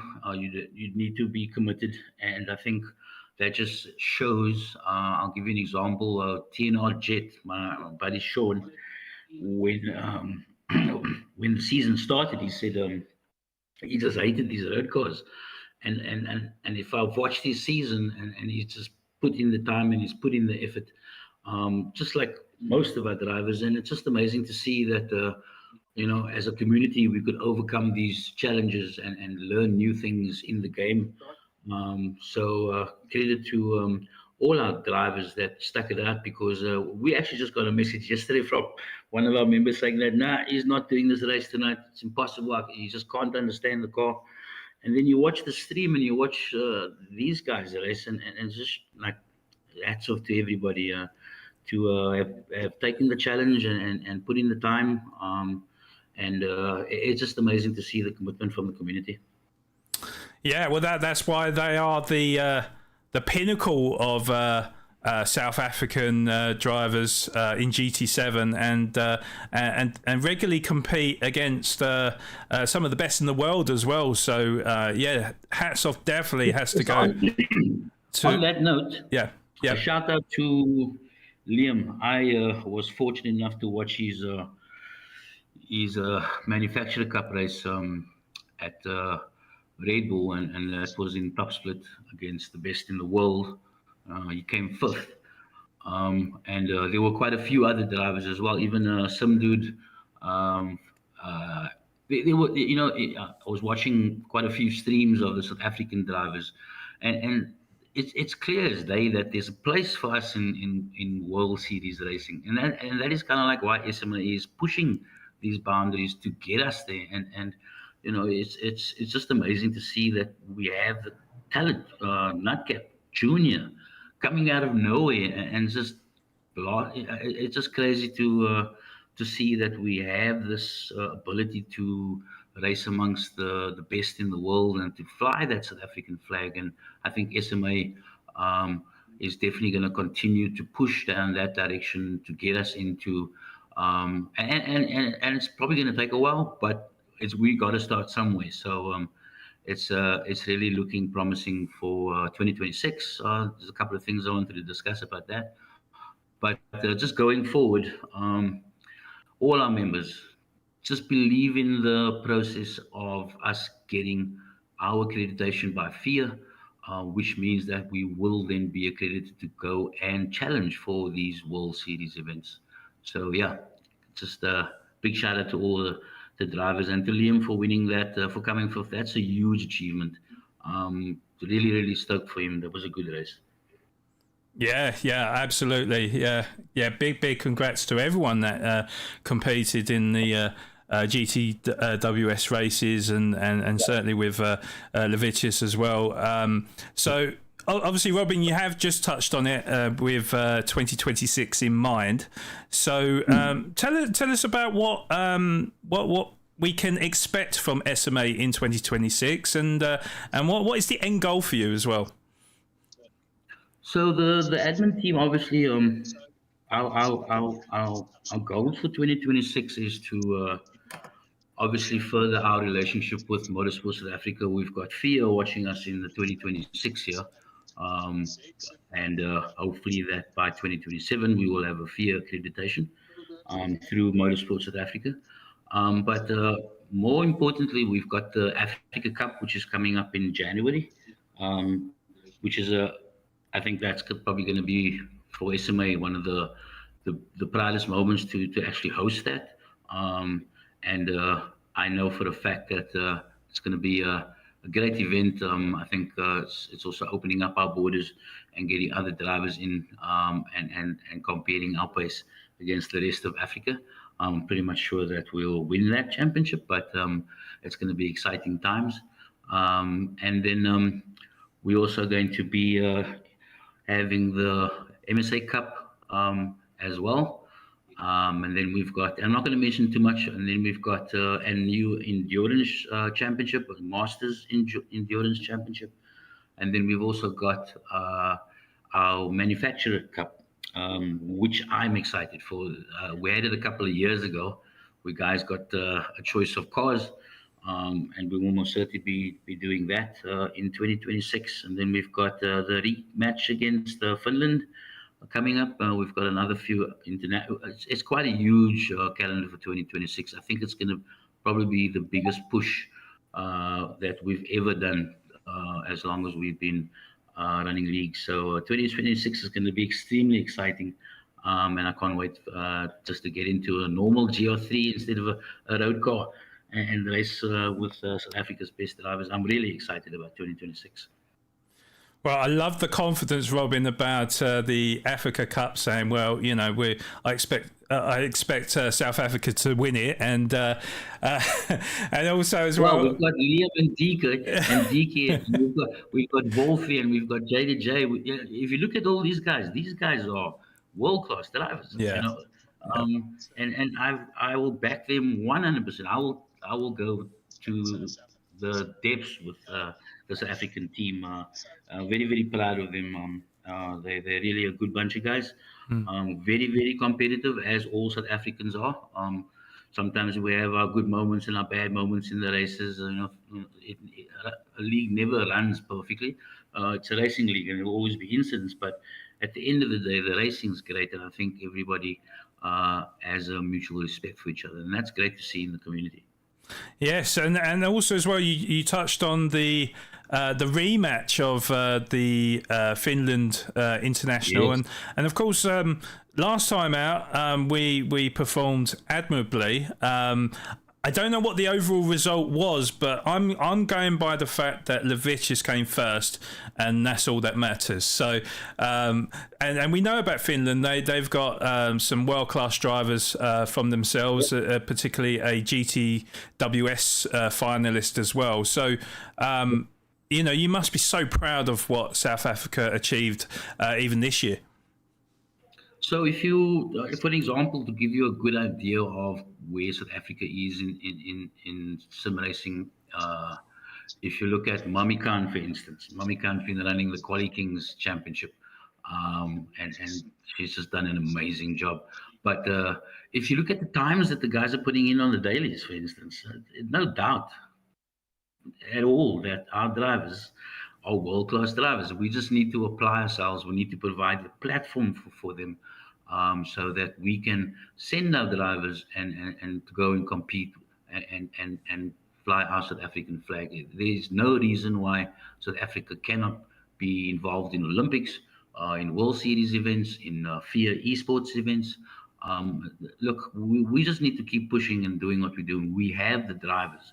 We have the community. We have a great bunch of guys. All the tiers, everybody's sure for a fact has improved since they've joined this league, and it's just great to see that you know we're heading down the right road, and I'm sure that we'll get there.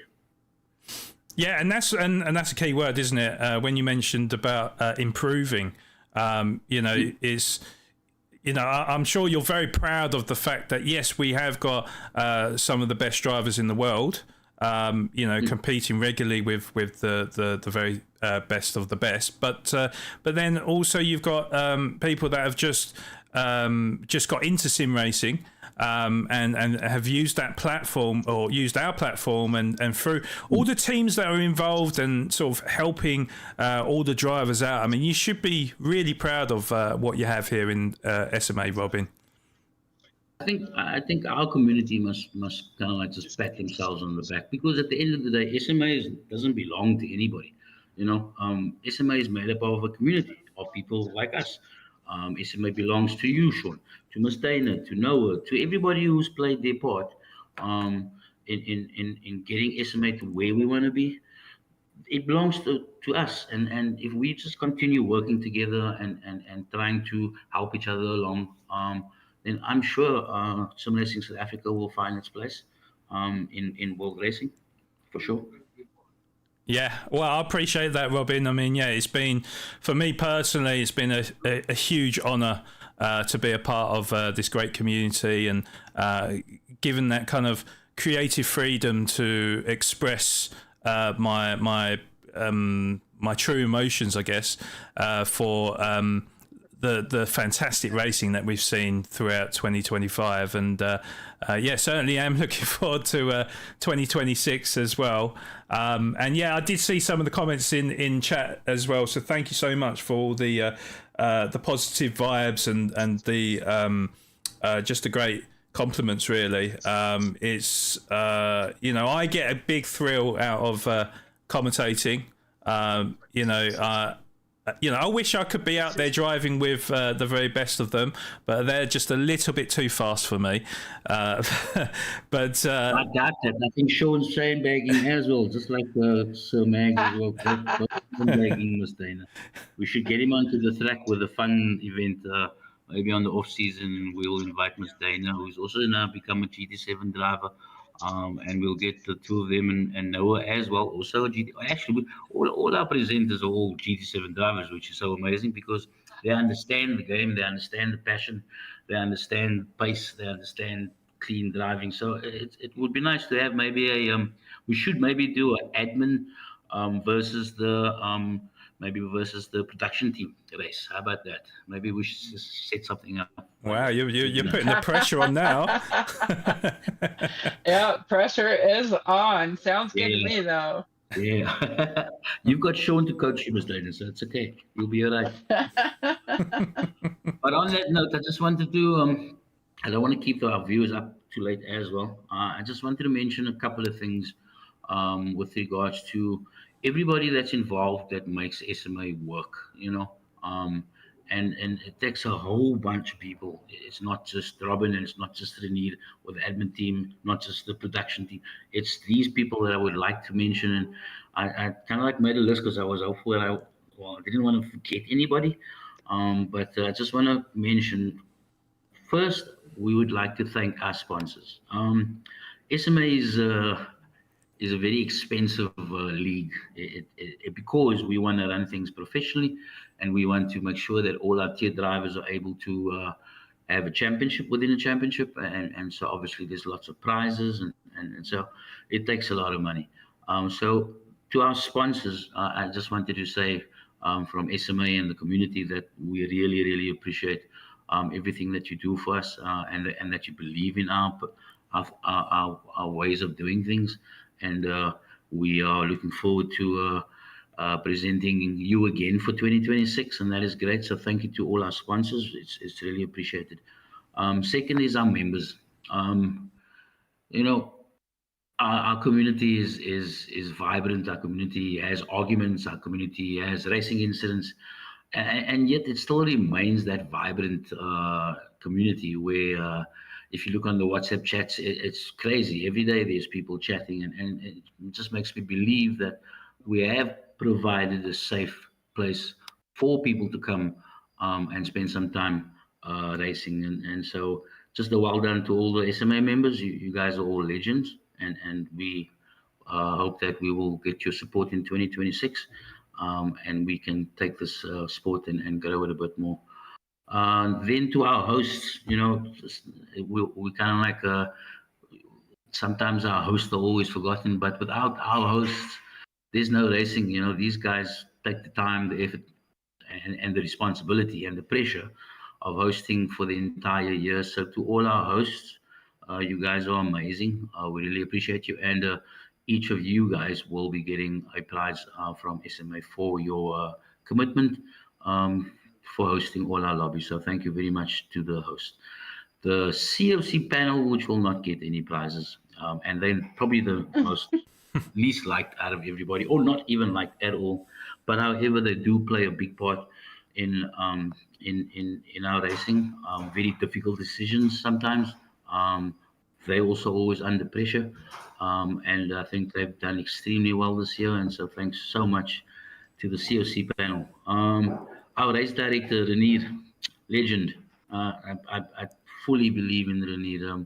He's taken SMA, he's taken logistical nightmare racing, he's taken every single championship and he's made it a challenge. You would have to put the time in to race at your best. So just well done to Renier. And then we've got Andre, who's our host manager, just putting everything together with regards to organizing the hosts and stuff.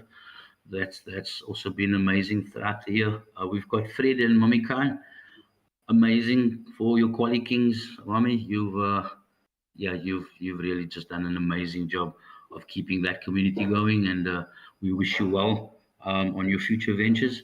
I think Fred will be taking over the Quali Kings for 2026, so there will be notifications about that.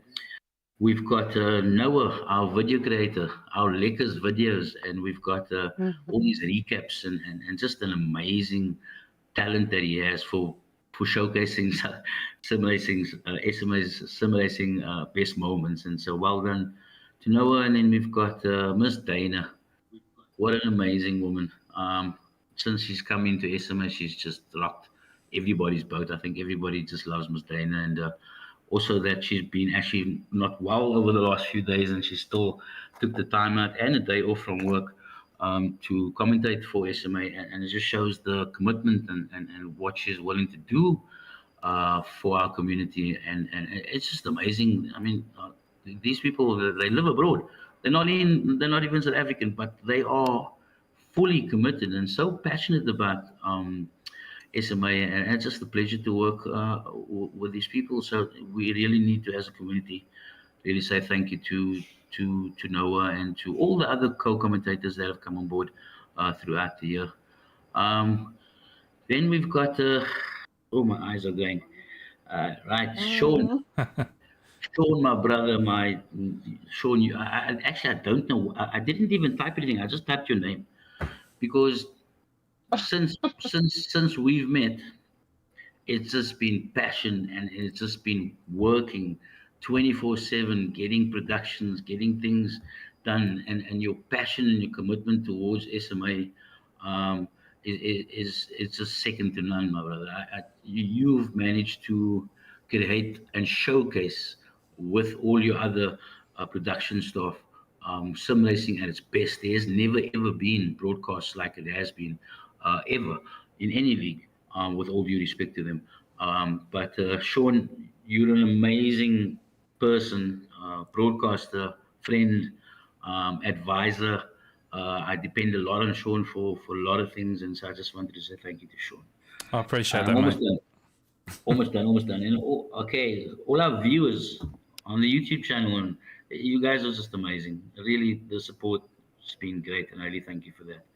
And the Slayer competition will be finalized. The rig draw will be finalized, and the SMA prizes will be finalized by the 1st of December, next weekend, Monday. So all those winners out there for all the tiers, your prizes will come your way, and just well done to everybody that has managed to pull off a podium, and just we really thank you for your commitment towards SMA and towards the sport. And I think that was it. If I've missed anybody, I'm really sorry. But yeah, I've missed somebody, and that's you. That is you, Robin. I know you don't like taking credit for things and whatever, but you know. Right. Oh yeah. No, I just said do it. Do okay, it. Okay, yeah. So, so I mean, look. If you're going to praise everyone else, then we have to accredit you as well, Robin, because you know, this has been, you know, more than a full-time job for you. You know, I know that, you know, we've spent many hours together in collaborating and trying to put together this, you know, brilliant broadcast. But then, you know, I you know, that is just one tiny side of everything that needs to be done in SMA, and you coordinate everything brilliantly. And you know, I know that probably your family don't appreciate the amount of time that you probably spend on SMA compared to on them, but honestly, without you, Robin, then a lot of this would break down. So a huge thank you has to go to you for all the tireless hours, the late nights, you know, everything that you put into SMA to make it the best platform for South Africa. So yeah, huge thank you, and I'm sure everyone in chat will be saying the same thing as well. It's just absolutely remarkable what you've produced in 2025, and of course what you've already planned for 2026 and even 2027, I do believe, Robin. That is correct. Yeah, we're trying to to get the FIA accreditation and to keep the MSA accreditation takes a lot of work. It doesn't just happen. Lots of red tape and lots of negotiating. But that being said, just keeping in mind that I sit back and I watch everything, every single race, and I watch all the practice lobbies that are open. It's that there's my reward. It's such a pleasure it's an honor to be in my position because I'm helping to grow the sport and with the community and with the production team and with the host, with everybody that I just thanked now. It's happening. We're getting there. This was a pipe dream 4 years ago, and it's getting closer and closer and closer. And the community must just remember that even though we may not agree all the time, and even though or sometimes we agree, SMA and the admin team and the production team and everybody that's involved as a whole, we all need just to keep on working together and respect each other and keep on creating that happy space for people to come home from a crappy day at work and he can get into his rig and he can jump on with his buddy or he can go and race with his team and he can. So the league is not just about racing. And in South Africa, it's a tough country. Right? There's a lot of problems going on in our country, and at least, I mean, in my case, I can get into my rig and I can maybe just set aside all those problems for a 40-minute race, and I can enjoy myself and I can chat with my buddies. That's what SMA should be. That is what we want our community to be, and just keep on doing what you guys are doing. It's just amazing. All of you are legends, every single one of you. I love you to bits, and thanks for all the support, and we will continue. And when I say we, remember this, SMA has an admin team, and in 2026, we will be bringing in new admin members as well to help run SMA, some fresh ideas maybe. Andre's obviously introduced Project Motor Racing, which I'm sure I've just seen a whole influx of new members coming into the Discord. It will be a social platform, fundraisers. Go and check the gamer. Our main focus is obviously GT7, but we're wanting to accommodate as much as what we can to everybody that we can. But we need your guys' help, and like I said, let's just keep doing what we're doing, and I think we'll get there. Yeah, I agree. Yeah, keep pulling together and, make this community very special and for South Africa as well. And just really, growing the sport together as the motto says, right? So. I just remembered I forgot one person. Hugh Hattrick for his interviews throughout the year with all our drivers. Legend as well. He will be with us on the 1st of December, and surprised, he will be interviewing Sean, Miss Dana, Noah, and myself, and maybe you guys will hear a bit of the background scenes and debates that the production team has for the year. But yeah, there will be some more broadcasting going on. So yeah, just we'll put out notifications about those things. But yeah, excited, just happy the seasons come to an end, and we're all still in one piece and on to the next championship. Yes, indeed. And also one other thing is also the Slayer card livery competition as well. Yeah. So they know who the 7 finalists are, and such great work from these guys. It's just, and to see it in the broadcast as well. I mean, I hosted tier 4. The Sam's car was amazing. The MGR car was amazing. Benny's car was great. Loved it to bits. It's just lovely to see the guys taking the time, having a bit of pride about the car that they're driving in, and all thumbs up to all those designers. A really, really great job. But yeah, Slayer has now, as far as I believe, sent all the cars to their Instagram community, and their community will then be choosing the winner. So we will be announcing that hopefully on the 1st of December as well. Yep, so you've heard it here first, guys. So do make sure you check out the Hugh Hattrick Show on YouTube. Fantastic guy. He's also been one of the co-commentators as well as recently as last week. So, yeah, great guy, great podcaster. A couple of announcements to follow in due course. So, yeah, but Robin, maybe we should cut it there because we could go on for hours, couldn't we? But thank you so much.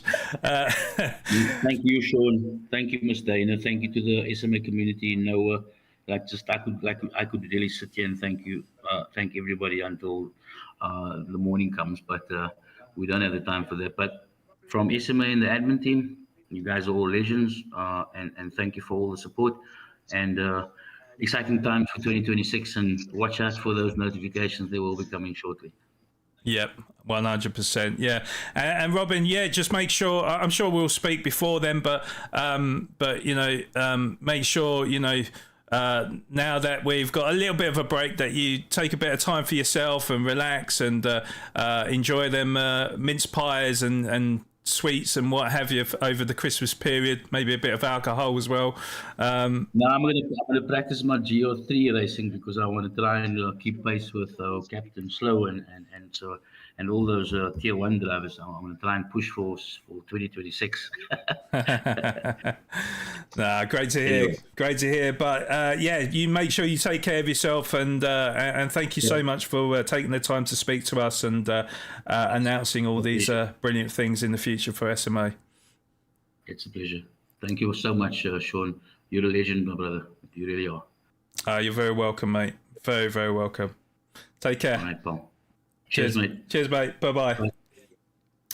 Okay, so as we close this production or close this stream out, obviously, yes, we do need to shout out our sponsors for this season. So, huge thank you to the following sponsors. So, simulatorcave.com, as well as TGSC, Cape Town Golf Academy.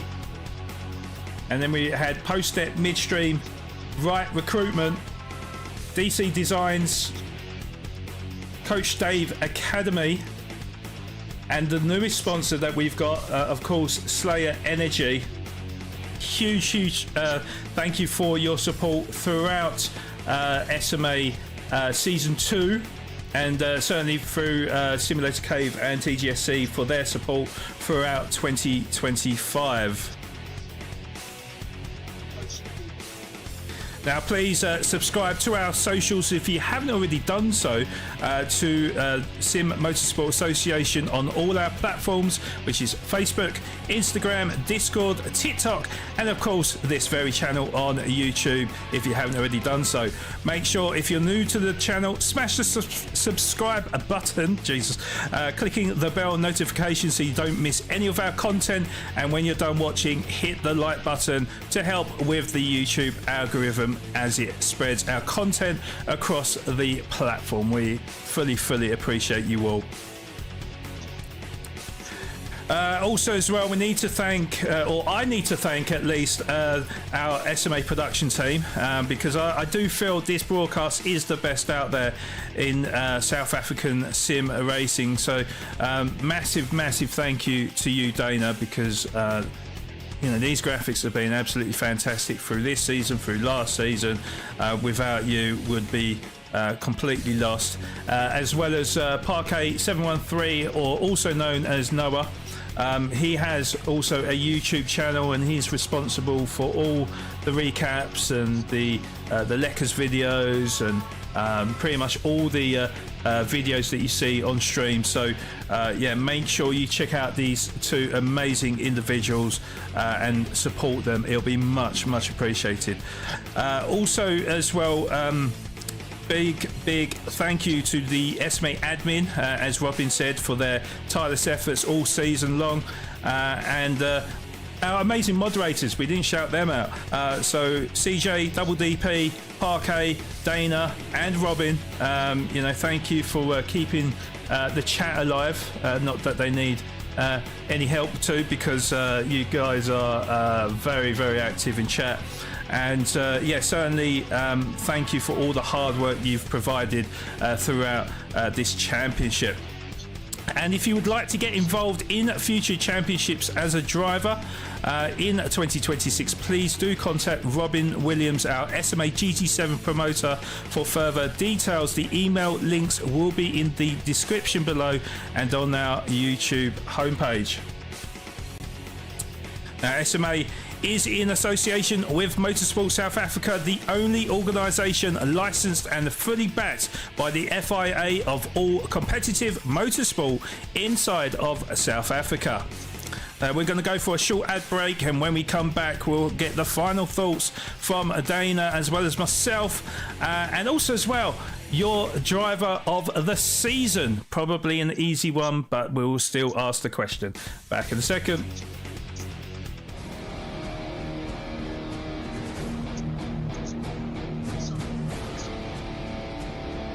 SMA is brought to you by Simulator Cave, Postnet Midstream, and Slayer, our official sponsors for SMA Season 2.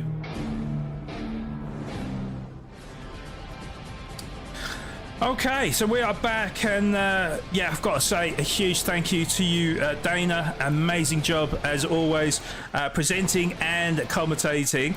I truly would be lost without you, that is for sure. But hopefully you've enjoyed yourself today. And who is your driver of the season?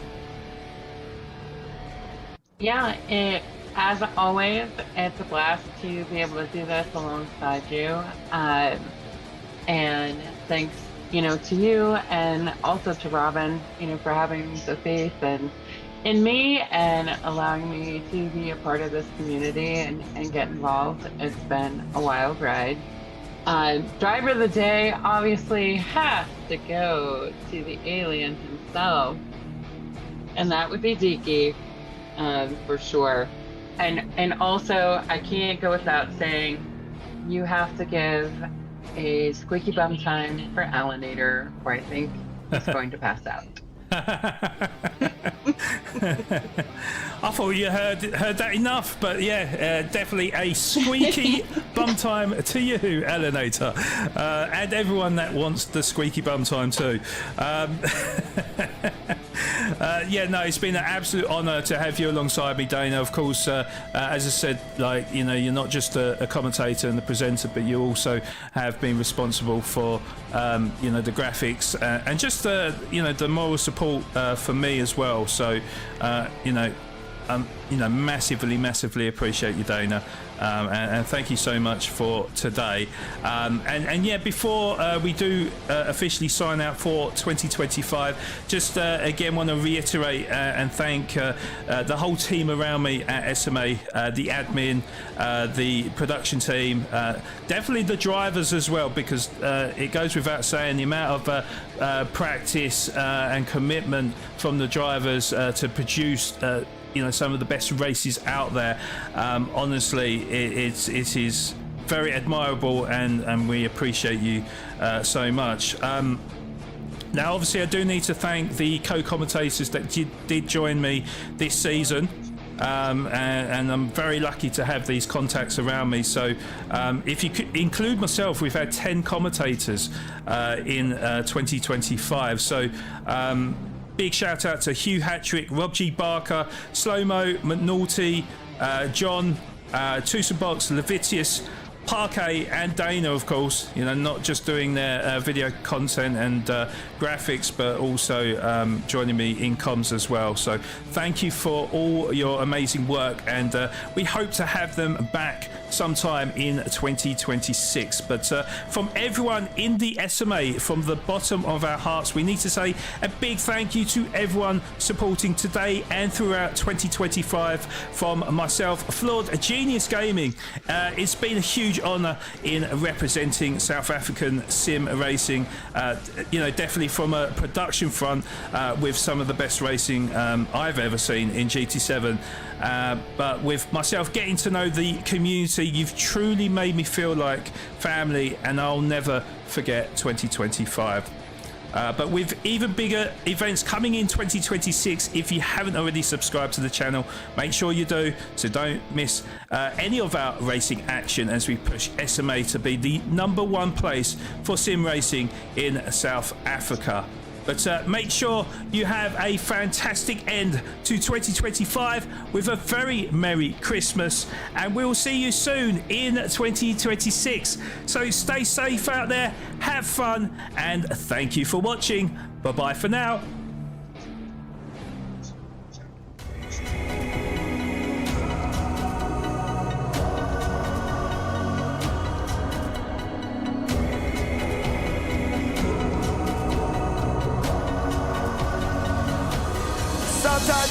He continues.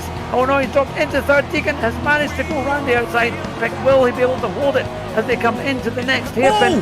And it's Deacon. Oh, it's so close. Contact between the two teams. Oh, JDJ spins, and around he goes.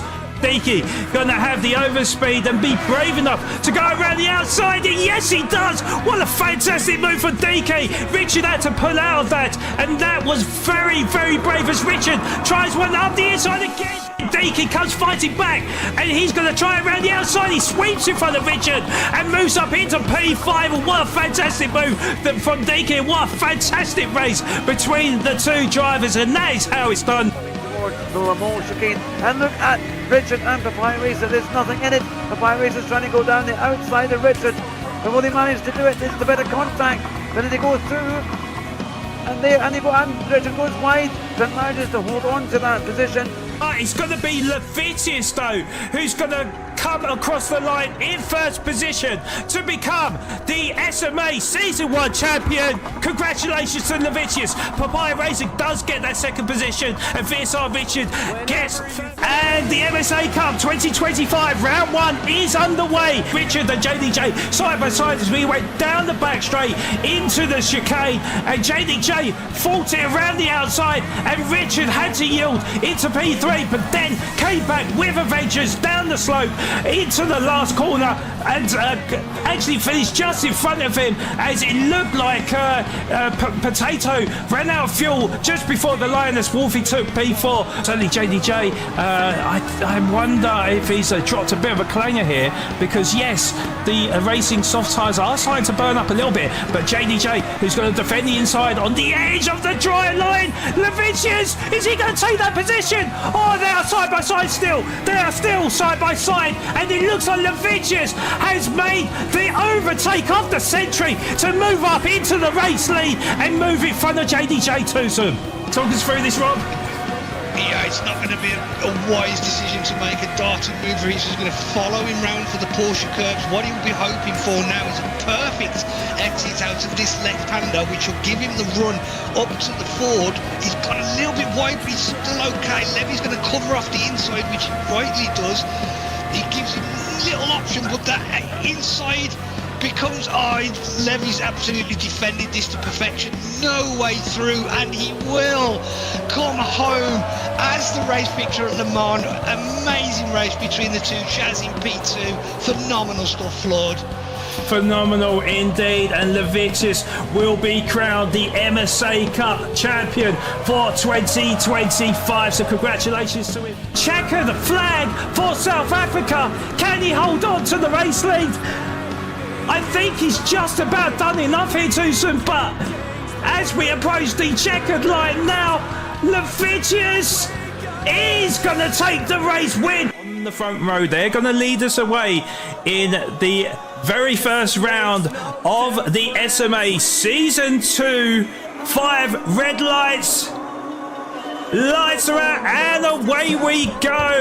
No, because Potato goes for the old switcheroo, and I think he's made it work there because around the outside, Potato back up into 7th position. Keep his nose in front. He will know that Deaky is there. So VSR Richard has shown the outside line. So Deaky goes up the inside and he will move up into the race lead. Taken the championship, but I'm pretty clear here. 4 race wins from this season as we come through the penultimate corner and onto the last corner. It's going to be TNR Deacon that wins round 7 at Watkins Glen and could be crowned champion of SMA Season 2. Together.